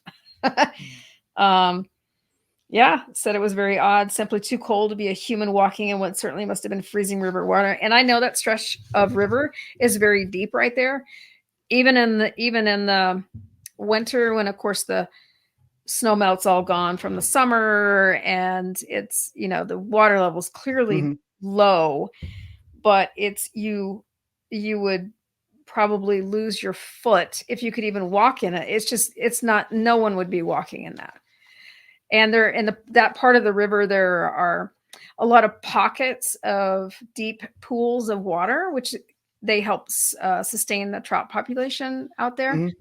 So it's, not only is it a huge rafting community through that section of river, but also, it's a lot of fisherman's paradise out there. So there's a lot of deep pockets of water and you just would not be walking out. It's a it's a dangerous river. That's native trout out there too. Yeah. Yeah. Brown, rainbow. I don't know about rainbows. Probably mostly brown. Yeah.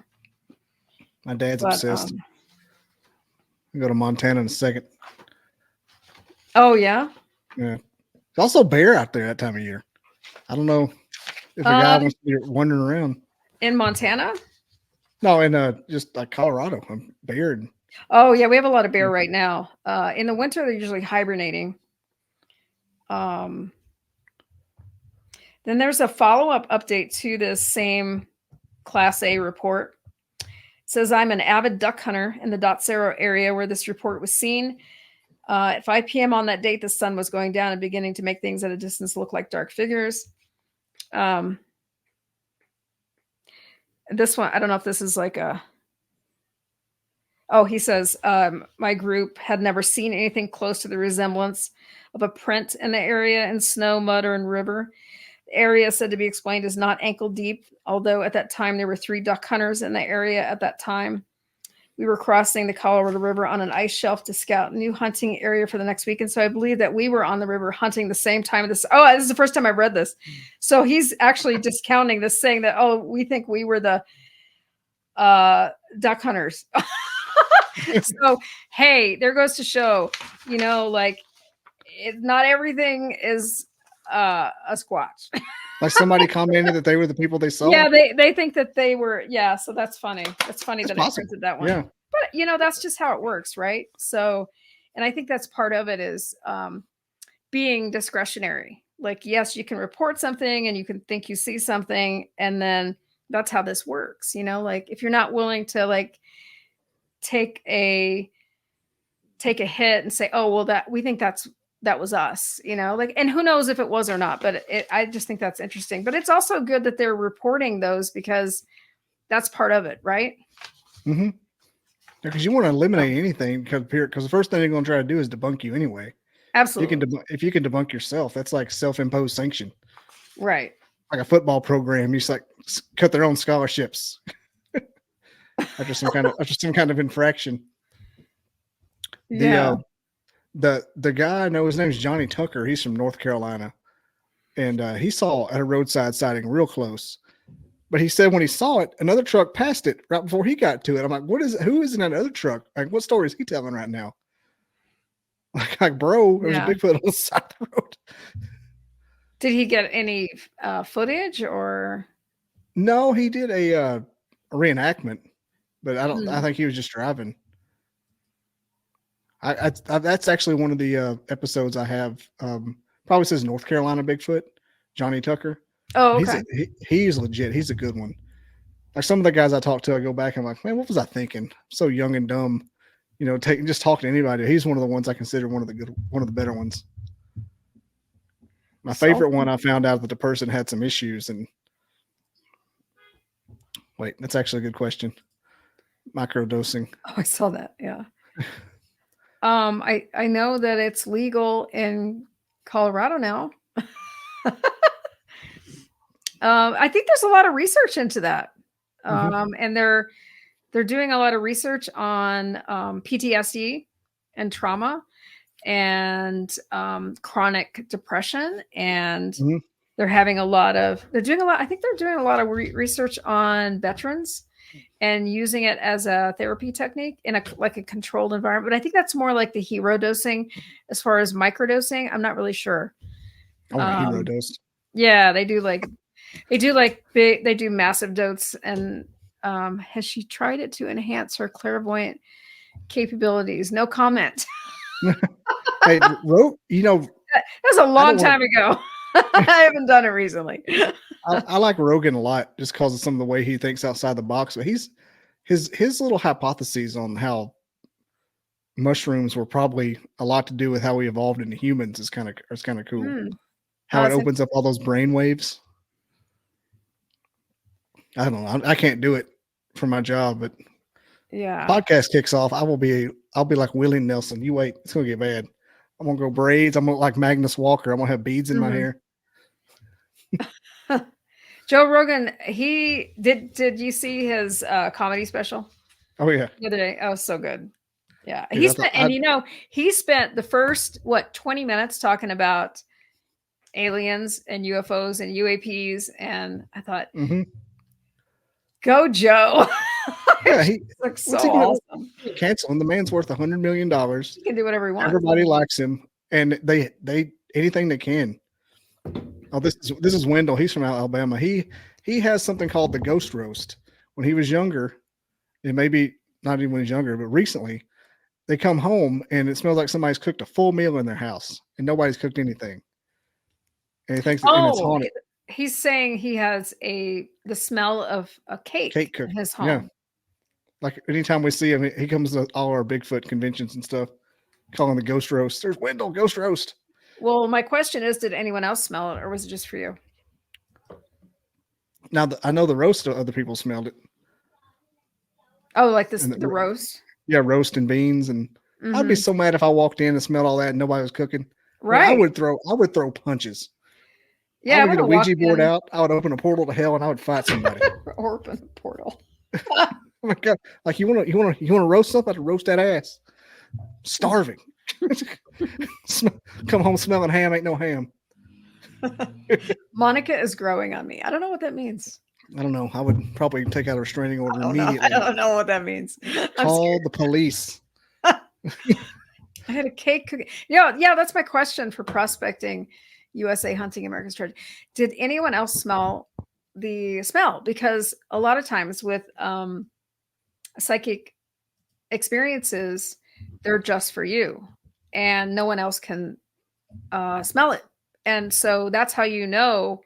Like I've walked into rooms before and I had like a smell of smoke or a perfume or whatever. And like, hey, do you smell that? And I'm like, no, I don't smell anything. I smell nothing.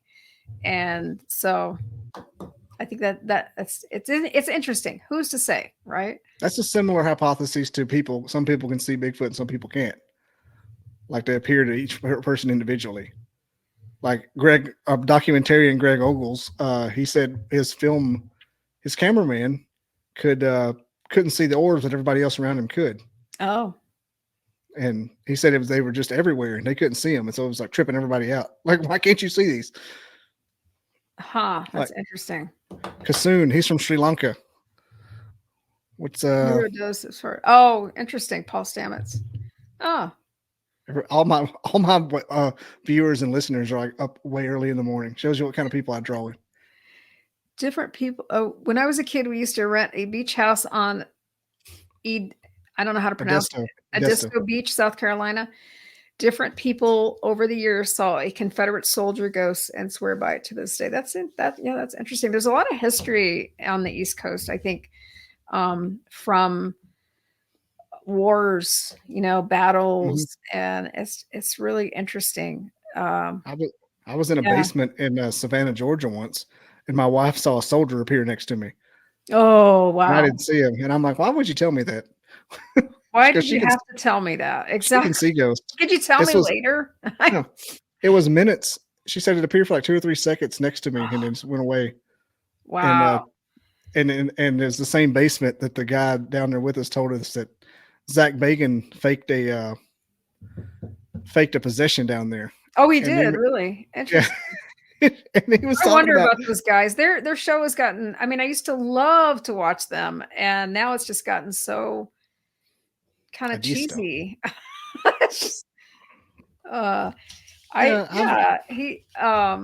We can jump into that paranormal. I was actually looking up before we started. So I've done 3 investigations, and they were just group investigations, Sure. One of them was in Ybor City at the Cuban Club. I don't know if anyone has ever been there, but it was really fascinating. Fun. Yeah. They had tapas. Well, it was interesting because they had the way that they had the investigation set up. They had different areas, and if I'm remembering this right, there was I might be getting these mixed up, but I think there was a basement area that this little boy who was kind of living in this hotel, in this Cuban club or whatever. He was living in this hotel, and he would travel when he was alive. He would travel back and forth between, I think part of it, if I'm remembering this right, there was a brothel on one side, and they would have like a secret entrance between the brothel and the hotel for the people who were staying there. And they would go down this tunnel and go do the things that you do when you go to a brothel. And there was a little boy that belonged to one of the sex workers there. And so he, anyway, so apparently he is still sticking around there. And part of the, investigation was they had a little ball, and apparently he likes to play with the little ball when they do investigations. And so the ball moved. It was really interesting during that one. That's when that stuff happens. Yeah. We were in what was called the body chute of the South Pittsburgh hospital. And my friend had on the SD session. I don't know if you know what that is. Oh yeah. Yep. Blindfold and headphones, holding the spirit box. And if no one knows what that is, just look it up. SD session, spelled like it sounds. And he starts talking, and he says 14 people in the room. Sure enough, 14 people in the room. And then another group walks in. It said 5 more people just walked in. That group left. It said 5 people left. I'm like, what the? Like you can't fake that. I mean, dude doesn't know who's in there. Like I'm just relaying the message. I'm standing at the end of the body chute. He's in the body chute, and I'm just relaying it to the room that has like the cat balls going. The only thing you see is the cat balls, a little laser grid. Well, the lights and the electronic phenomena is really interesting because this other investigation I did, was in Arkansas, in Eureka Springs, and I think it was the Crescent Hotel. It might have been another one. I was looking this up earlier, and I can't really remember. There's 2 hotels there. We might have gone into both of them, but they gave us. I was dowsing. They gave me the dowsing rods, and those were really interesting because they were just working right away for me. Mm-hmm. It might have just been my, I'm pretty connected anyway, so they just worked very well. You had hot hands. But they also had these flashlights put on, and you would just interact with the spirits there, and they would turn the lights to red, to green, to blue, like different. They would change the colors when you asked them. It was really interesting. Yeah, that one was really cool. And then the other one I did was actually in Scotland, and this was quite a few years ago. But I did like the touristy haunted tour or whatever, and we went down into the dungeon tunnels basically, and apparently a lot of people died down there during the fires. And you can just feel it. It's really interesting when you go over to Europe and to England and you experience some of these things, because the energy is really different than it is over here. It's not only are you surrounded by all this history, which is fascinating, but the energy just feels so much more. It's very heavy, very, very heavy energy. And so probably a lot of layers to it too. So old. It's very ancient. Yeah. So there's a lot of energy. And at the time that I went there, this was a long time ago. And I hadn't really stepped into my gifts yet. I was still kind of like curious and kind of open to it, playing around with it a little bit, but not really understanding a lot of it. And so I think maybe if I went back now, I'd really be able to connect a little bit better. But I was touched in there. And then so that was really interesting. And then I have been touched before, and I have had a lot of lived paranormal experiences that have just grown and grown over the years. And it's really interesting. So, and I think that talking about like how long I've been able to experience this, and that my growth into being a medium probably started when I was a child. And it's interesting because you look back on it now as an adult in my 50s, and I can look back on these experiences that I was having as a child, and now I recognize them for what they were. But at the time, it was like, I'm a kid living in a farmhouse, and why am I scared of this particular part of the house? Why do I feel like this painting is talking to me?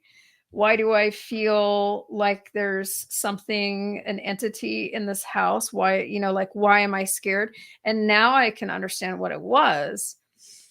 And then as I got older, I had different experiences in my life that helped open me up to becoming more connected, and then not seeing it as a scary thing. Because at first I was scared, like, oh, this is happening to me. I'm seeing these things. It just got really crazy for a while. And then finally, when I started to train and understand how to work with it, I wasn't scared anymore. And I understood that it's a gift, and that you work to support people that are living and help them process grief. And that's what it's really about. And being a light worker is about supporting people who are going through the grief process. And every time I give a message to someone who's really struggling after they've lost someone, to whatever way they've lost someone, you can feel their energy shift immediately, and you can see them just swallow their grief and begin to be okay with it. And it's such an uplifting thing and process to see. And for anyone saying, oh, you people are just faking it and trying to make money off, I don't charge any money. I just do it because I'm working in the service of people to help them. And if they want it, like, whatever, occasionally I make a little bit of money. It's definitely not worth my time. It's Yeah. not. It's yeah, and there are definitely people out there making a lot of money at it, and sure. I mean, you definitely have to be like whatever job you do, you should be compensated for your time because it's a lot of work, and there's nothing wrong with that for sure. And maybe I should charge money. I don't know. Yeah, I've never understood the whole downside of somebody charging money for something. I guess if it's something that you could accuse it of being fake, maybe is the asterisk there.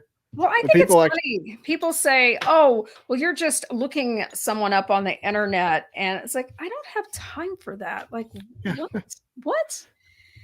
No, I don't care, and you gonna run a people search real quick? Hang on. yeah, let me, and it's funny. What I think with that sort of thing is you're just not in the space to be open enough to that, and that's just not for that person, and that's fine.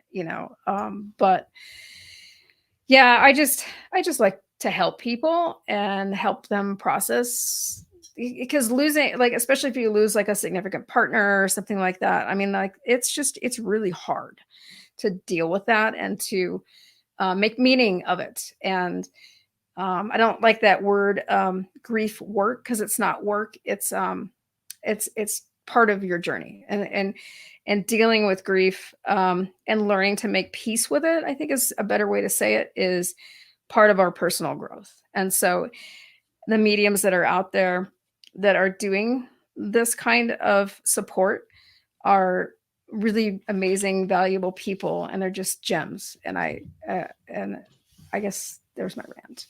Yeah. Like, dadgummit, we're not faking it. Unless Yeah. unless you're one of the or John Edwards cold readers, which I hate.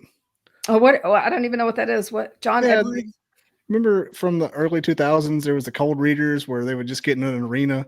Like, somebody here has somebody with a G. I mean, Oh, platform readers. Well, so yeah. that's really a thing, and um, it's definitely a skill that you can learn to do. And I always say, like, if you're a medium and you're not training to develop your skill, then you've kind of gotten stagnant. So I mean, like, that's one aspect that people can do. Um,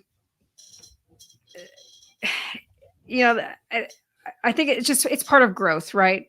So like, I just signed up for a another mediumship training that starts in September. I'm really excited about it, and I kind of have like a community of like-minded people, and so it's just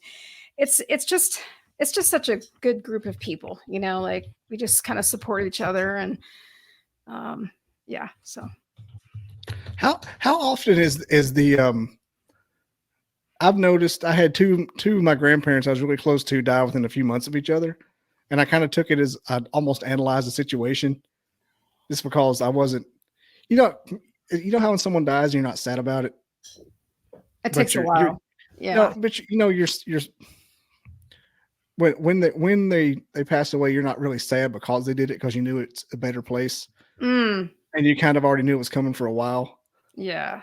I feel bad about that, because that's kind of how I was about both of them, and I was you're sad about it, but then I kind of just analyzed the stuff that happened afterwards. Like, for the first week to 3 weeks, like, they were like coming to me in radios like all the time. Oh, wow. Yeah. And I woke up, like, I had this song that I thought represented my grandfather in my mind, and I kept waking up. It happened like for a week straight. Every couple of days, that song would be the song playing on the radio when my alarm went off. And one time it was a version of the song I never heard. I was like, what are you digging up mixtapes now? What is this? Yeah, it's cool. It's so cool how they can do that. I mean, and like the synchronicities, I think everyone has these. People just have a hard time talking about them. So, like, for me, when I lost my brother back in 1997, and he was killed by a drunk driver. And for me, that event, even though it was tragic and I lost him, and it really helped open up my connection to those that I've crossed and helped me grow. And he still pops around, and he leaves me feathers everywhere. Whenever I'm thinking about him, I'll find a feather on the ground. And that's just like our little communication.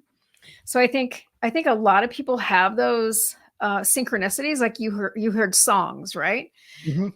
That's so cool. It's Yeah. kind of like it's that living permanence of, hey, I'm still here. I'm Yeah. here. Like Yeah. cause my grandmother leaves me her phone number a lot. Like when I'm having like a tough time thinking about something, like I'll see her phone number. And I'm like, oh, well, that's cool. I know that's going to work out great. And like I don't even. It's like the angel. Like I'm so in tune to it, I don't even think anything about it. Well, okay, that's going to be fun. There's that number. Sometimes it's all the last four. Sometimes it's the last three. I remember you talking about this with Brandoline. Yeah, about the like, numbers, the angel numbers. Well, one of my jobs is to give out.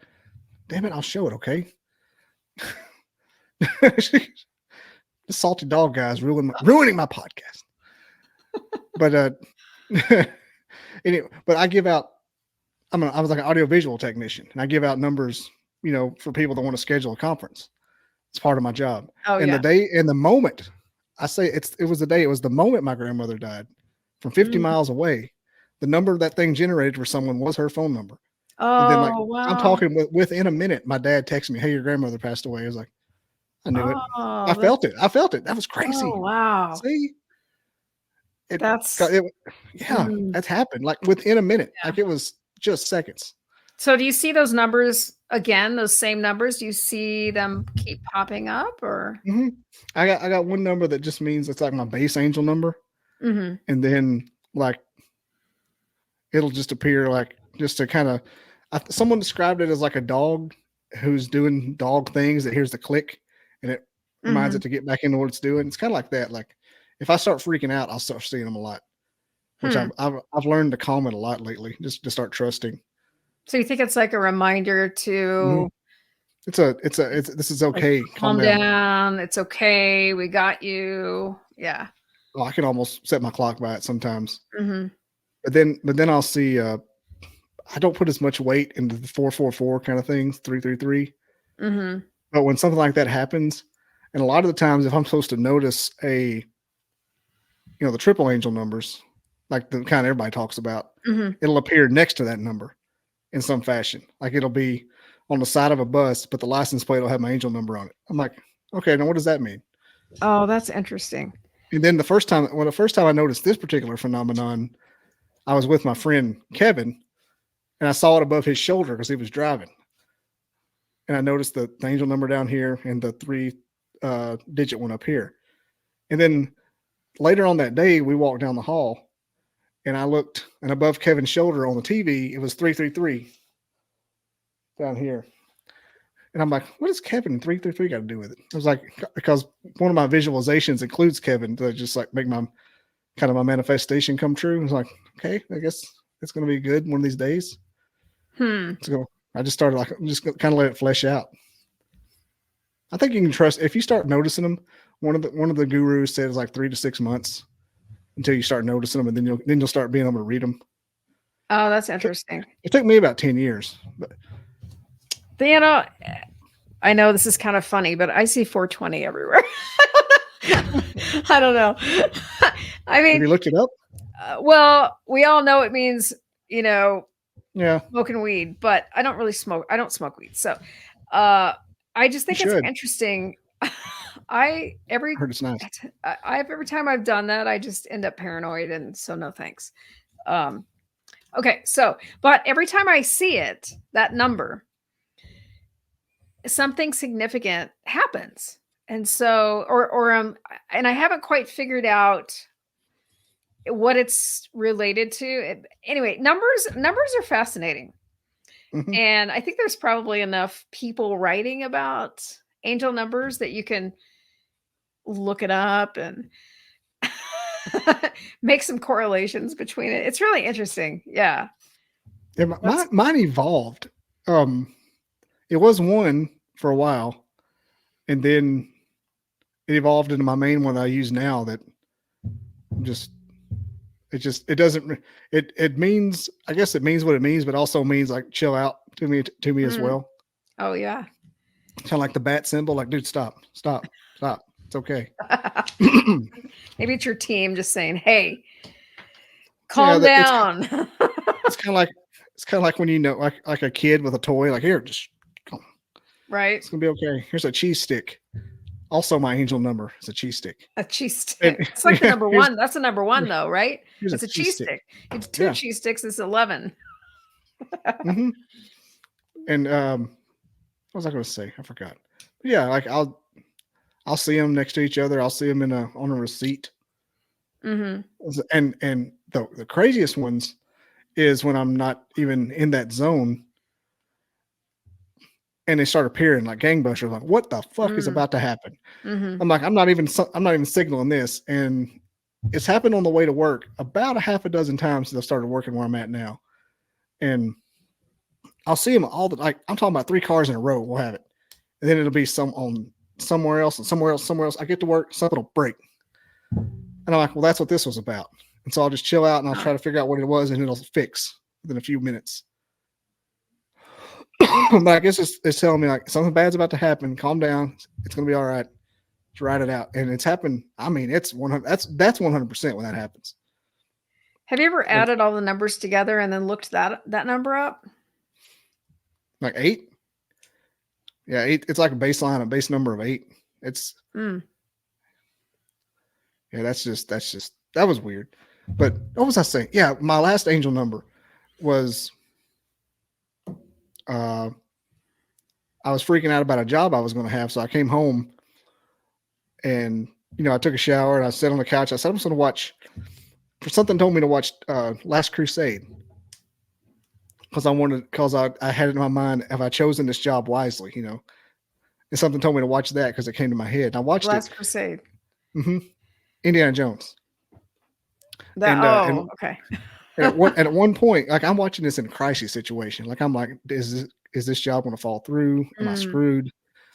And have I chosen wisely? Something told me to watch this movie. At one point, Indiana Jones is crawling on the ground, and he comes up next to a car, and over his shoulder is that angel number on a license plate.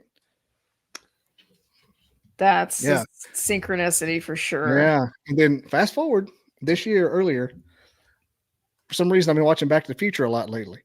I don't know why. It's the perfect movie. Mm-hmm. We'll talk about that later. That's perfect. It's got something for everybody. The same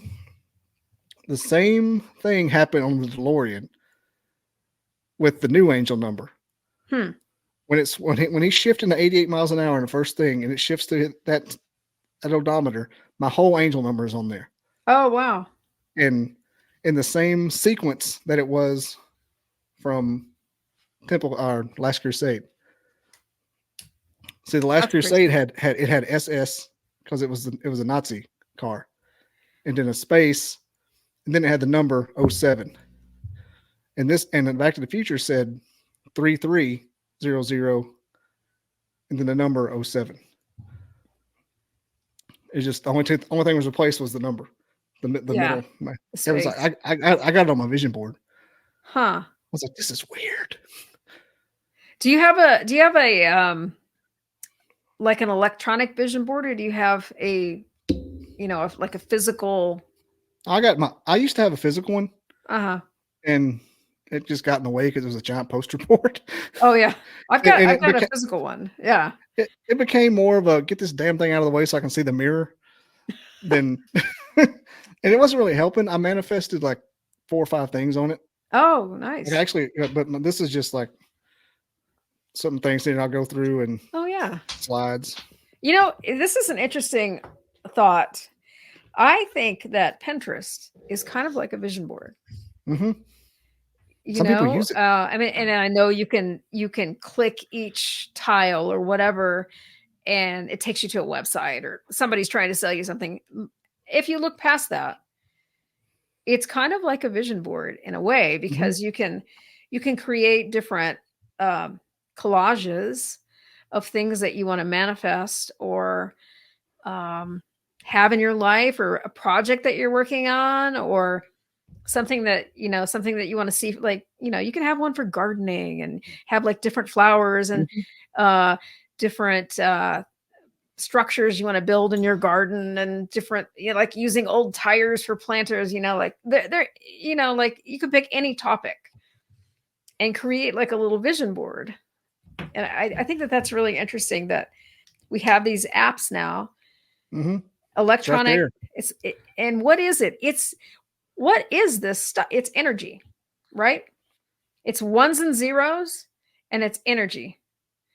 And so we're kind of manifesting that through this little app. And it's interesting. Well, did you see you saw that Brandoline episode, the mini documentary I made before it about the gateway process the CIA released? Oh, the gateway process. Oh yeah. Oh yeah. Have you done that?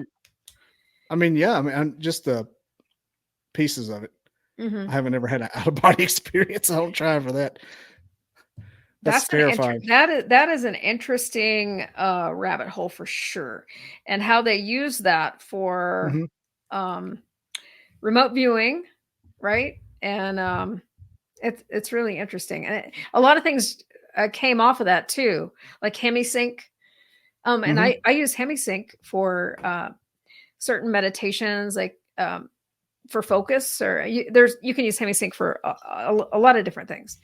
It's not always like out of body astral travel or whatever, but you can also use it for like focus, for studying, and some other things. But it's interesting, all of the research that they did into that. And I haven't really dove into that. And it seems a little weird.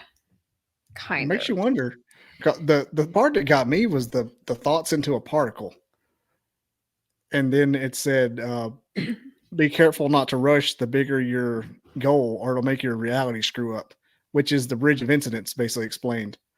Like you want to go kind of slow, because if you wish for something too crazy too fast, then somebody will have to get hit by an 18-wheeler and you'll make like $50 million that way. But it basically explains this, like I call it the monkey's paw.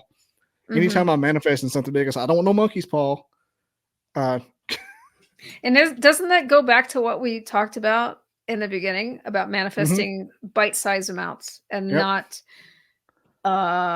trying to do the big thing? And Kate, he just asked, do you guys think binaural beats really work? I believe they work for some people for sure. And I don't know what it is. So it's there's one tone at a hertz. I can't remember. I'm not very good at this, but anyway, so there's one tone in one ear. You have to use headphones, and then the other tone is just a little bit off in the other headphone side of your head, and it causes entrainment in the sound. And we also use this in sound healing.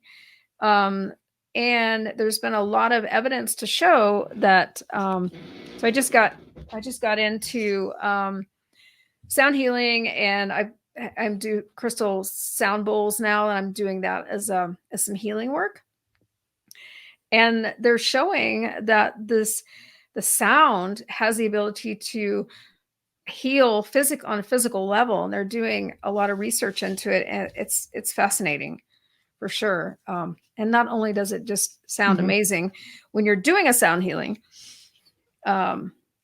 it's pretty cool stuff. But binaural beats. Yeah, binaural beats. There's a lot of videos out there. I think it's certainly worth a shot trying. And Professor YouTube out there has so many interesting videos. You can do, I think with YouTube. Yeah, Professor YouTube. The binaural beats, they're just, you can try out meditations, 15-minute meditation or whatever with the binaural beats. And apparently it's helpful. Yeah. But, I think it's worth a shot. Some things work for some people and some things don't. So, yeah. It's really in all that you're willing to believe. So I figured out. So if you believe it, you can make it happen. That's so we'll go. I'll go ahead and try to wrap it up. But I wanted to hear about you going to Phenomecon. Oh yeah, my publicist recommended it. I'm like, it's in Utah.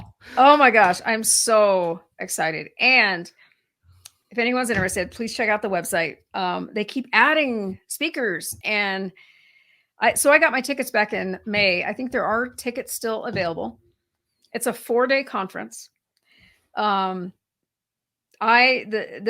events that I booked I actually have to read this off. I am so stoked. Are you going as a VIP, like a speaker, or just I could not get a VIP ticket. just going So to be a maybe participant? I got a regular ticket, but I'm going to be there for 3 days. But so how it works is you buy the ticket for the event. You can also do like a 1-day ticket. It's in Vernal, Utah. You get to add on activities, and there are some activities that are still available. I'm doing a behind the scenes dinner with the cast of Skinwalker Ranch. Holy shit. I'm doing an escorted trip to the perimeter. Hell yeah. Escorted trip to the perimeter of Skinwalker Ranch with Thomas and Dragon. I'm doing a VIP off like Elvis Presley. Oh my god. VIP dinner with Tony Merkel from the confessionals. Okay, now I'm just jealous of you. I know. Funny. I'm doing a VIP lunch with George Knapp, a rocket launch with the cast of Skinwalker Ranch. And I don't know if I added any more activities, but the list of speakers are incredible. I mean, just incredible. So they have the cast of Finding Bigfoot is going to be there. Most of their stuff is on Wednesday, September 4th. And then they have like the Skinwalker Ranch guys. They have Travis Taylor is going to be there. Nick Pope is going to be there. Eric Bard. James Taylor's from here. Oh, is he? Yeah, well, he's just down the road. Oh, yeah. James Keenan, David Paulides. What else? Was it you that was telling me? I think we talked about this, didn't we? And you said that it might have been you or Kelly Schaefer, and saying that she hopes you get to actually talk to him, and there's like not across the cafeteria from him. Oh, I think that was me. I was yeah.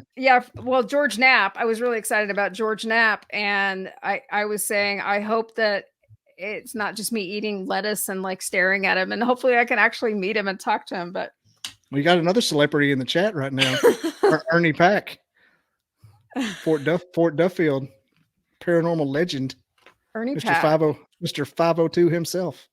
You'll have to watch his episode that I have on him. Epic episode. Yeah, Ernie's one of those guys when you meet him. Ernie's like an instant best friend, even if he thinks it or not. Me and Ernie are best friends. Awesome. Did we just become best friends? Yep, Ernie. I hide out in front of Ernie's house at night. He doesn't even know I'm there. He thinks I'm a ghost. Perfect. Ernie lives in a haunted house, and I don't. It's not Fort Duffy. What's your house called, Ernie? Good God, I can name it off any other time. But in the middle of the night, every night, somebody runs up the stairs and screams, "Are they there yet? Are ready yet?" Oh, really? In the house? Night, yeah. Yeah, it's crazy. I think it's something called the Inn. Goodness, I am stroking out. I guess I'm going to go to bed soon. But his wife Denise told us one time that they were so tired one night. He said, "Shut up, nobody's ready yet," and they said didn't make a noise the rest of the night.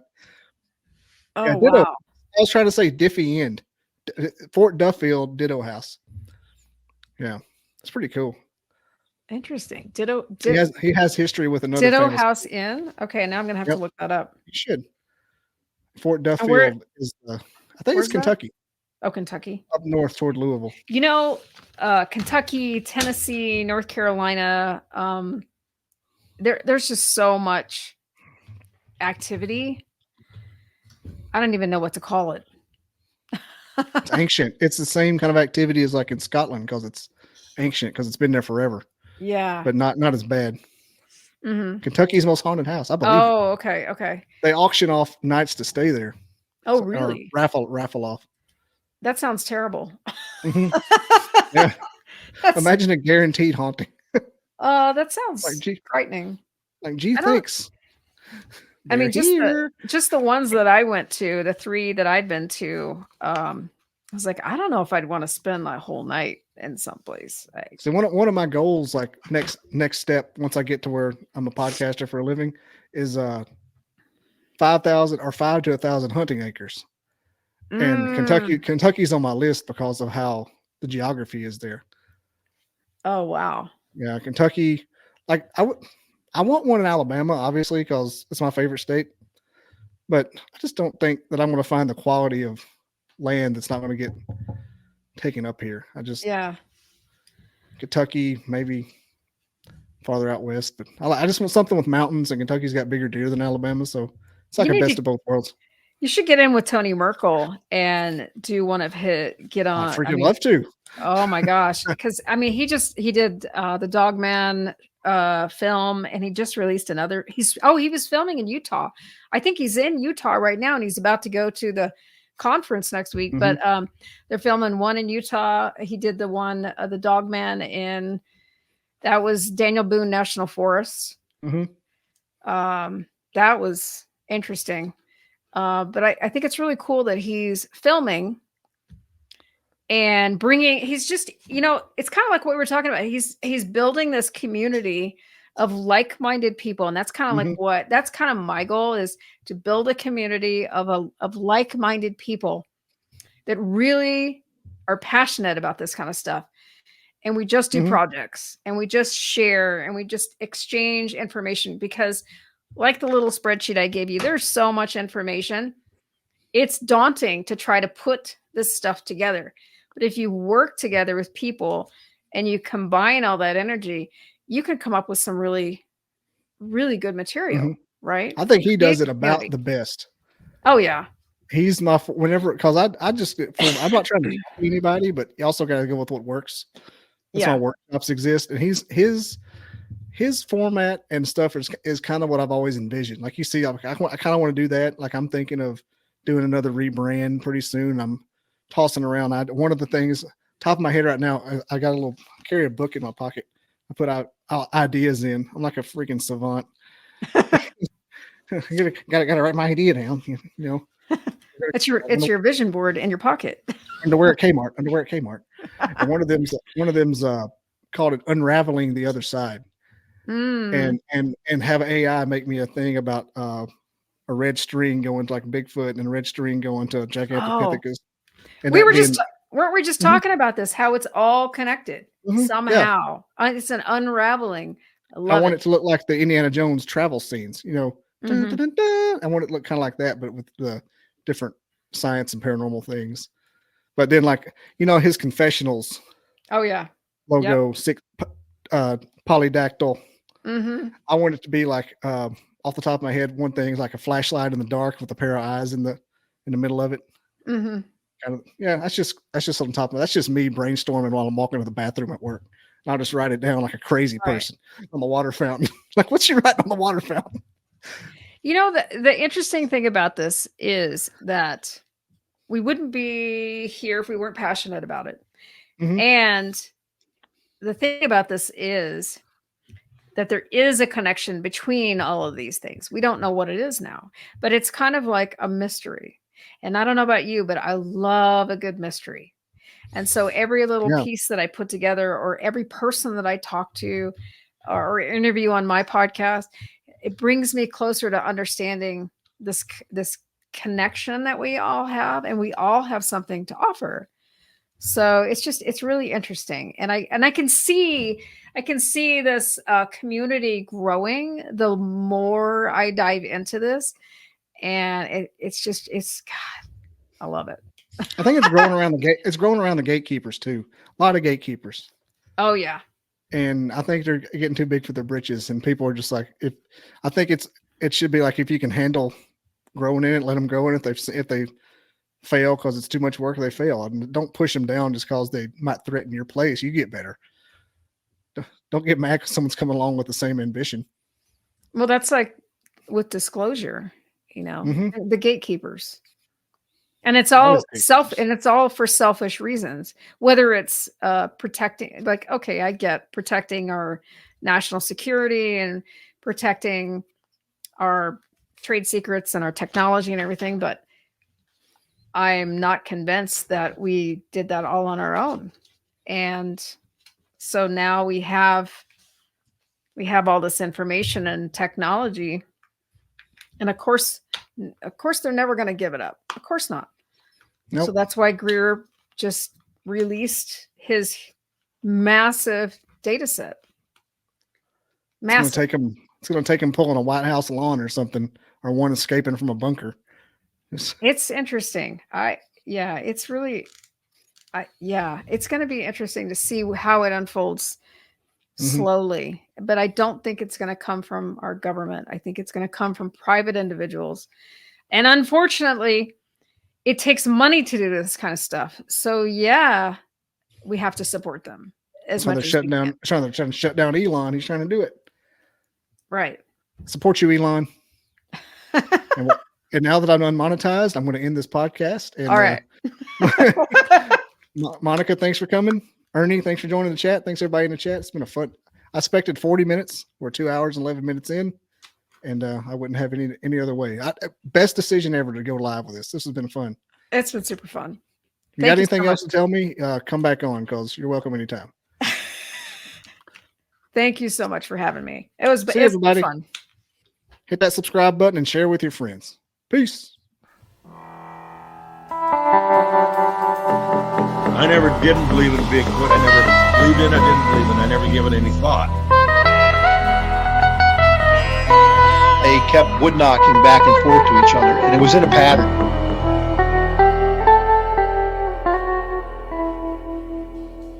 Barn owls don't typically throw rocks. I come across these tracks. Sasquatch is still not on my mind.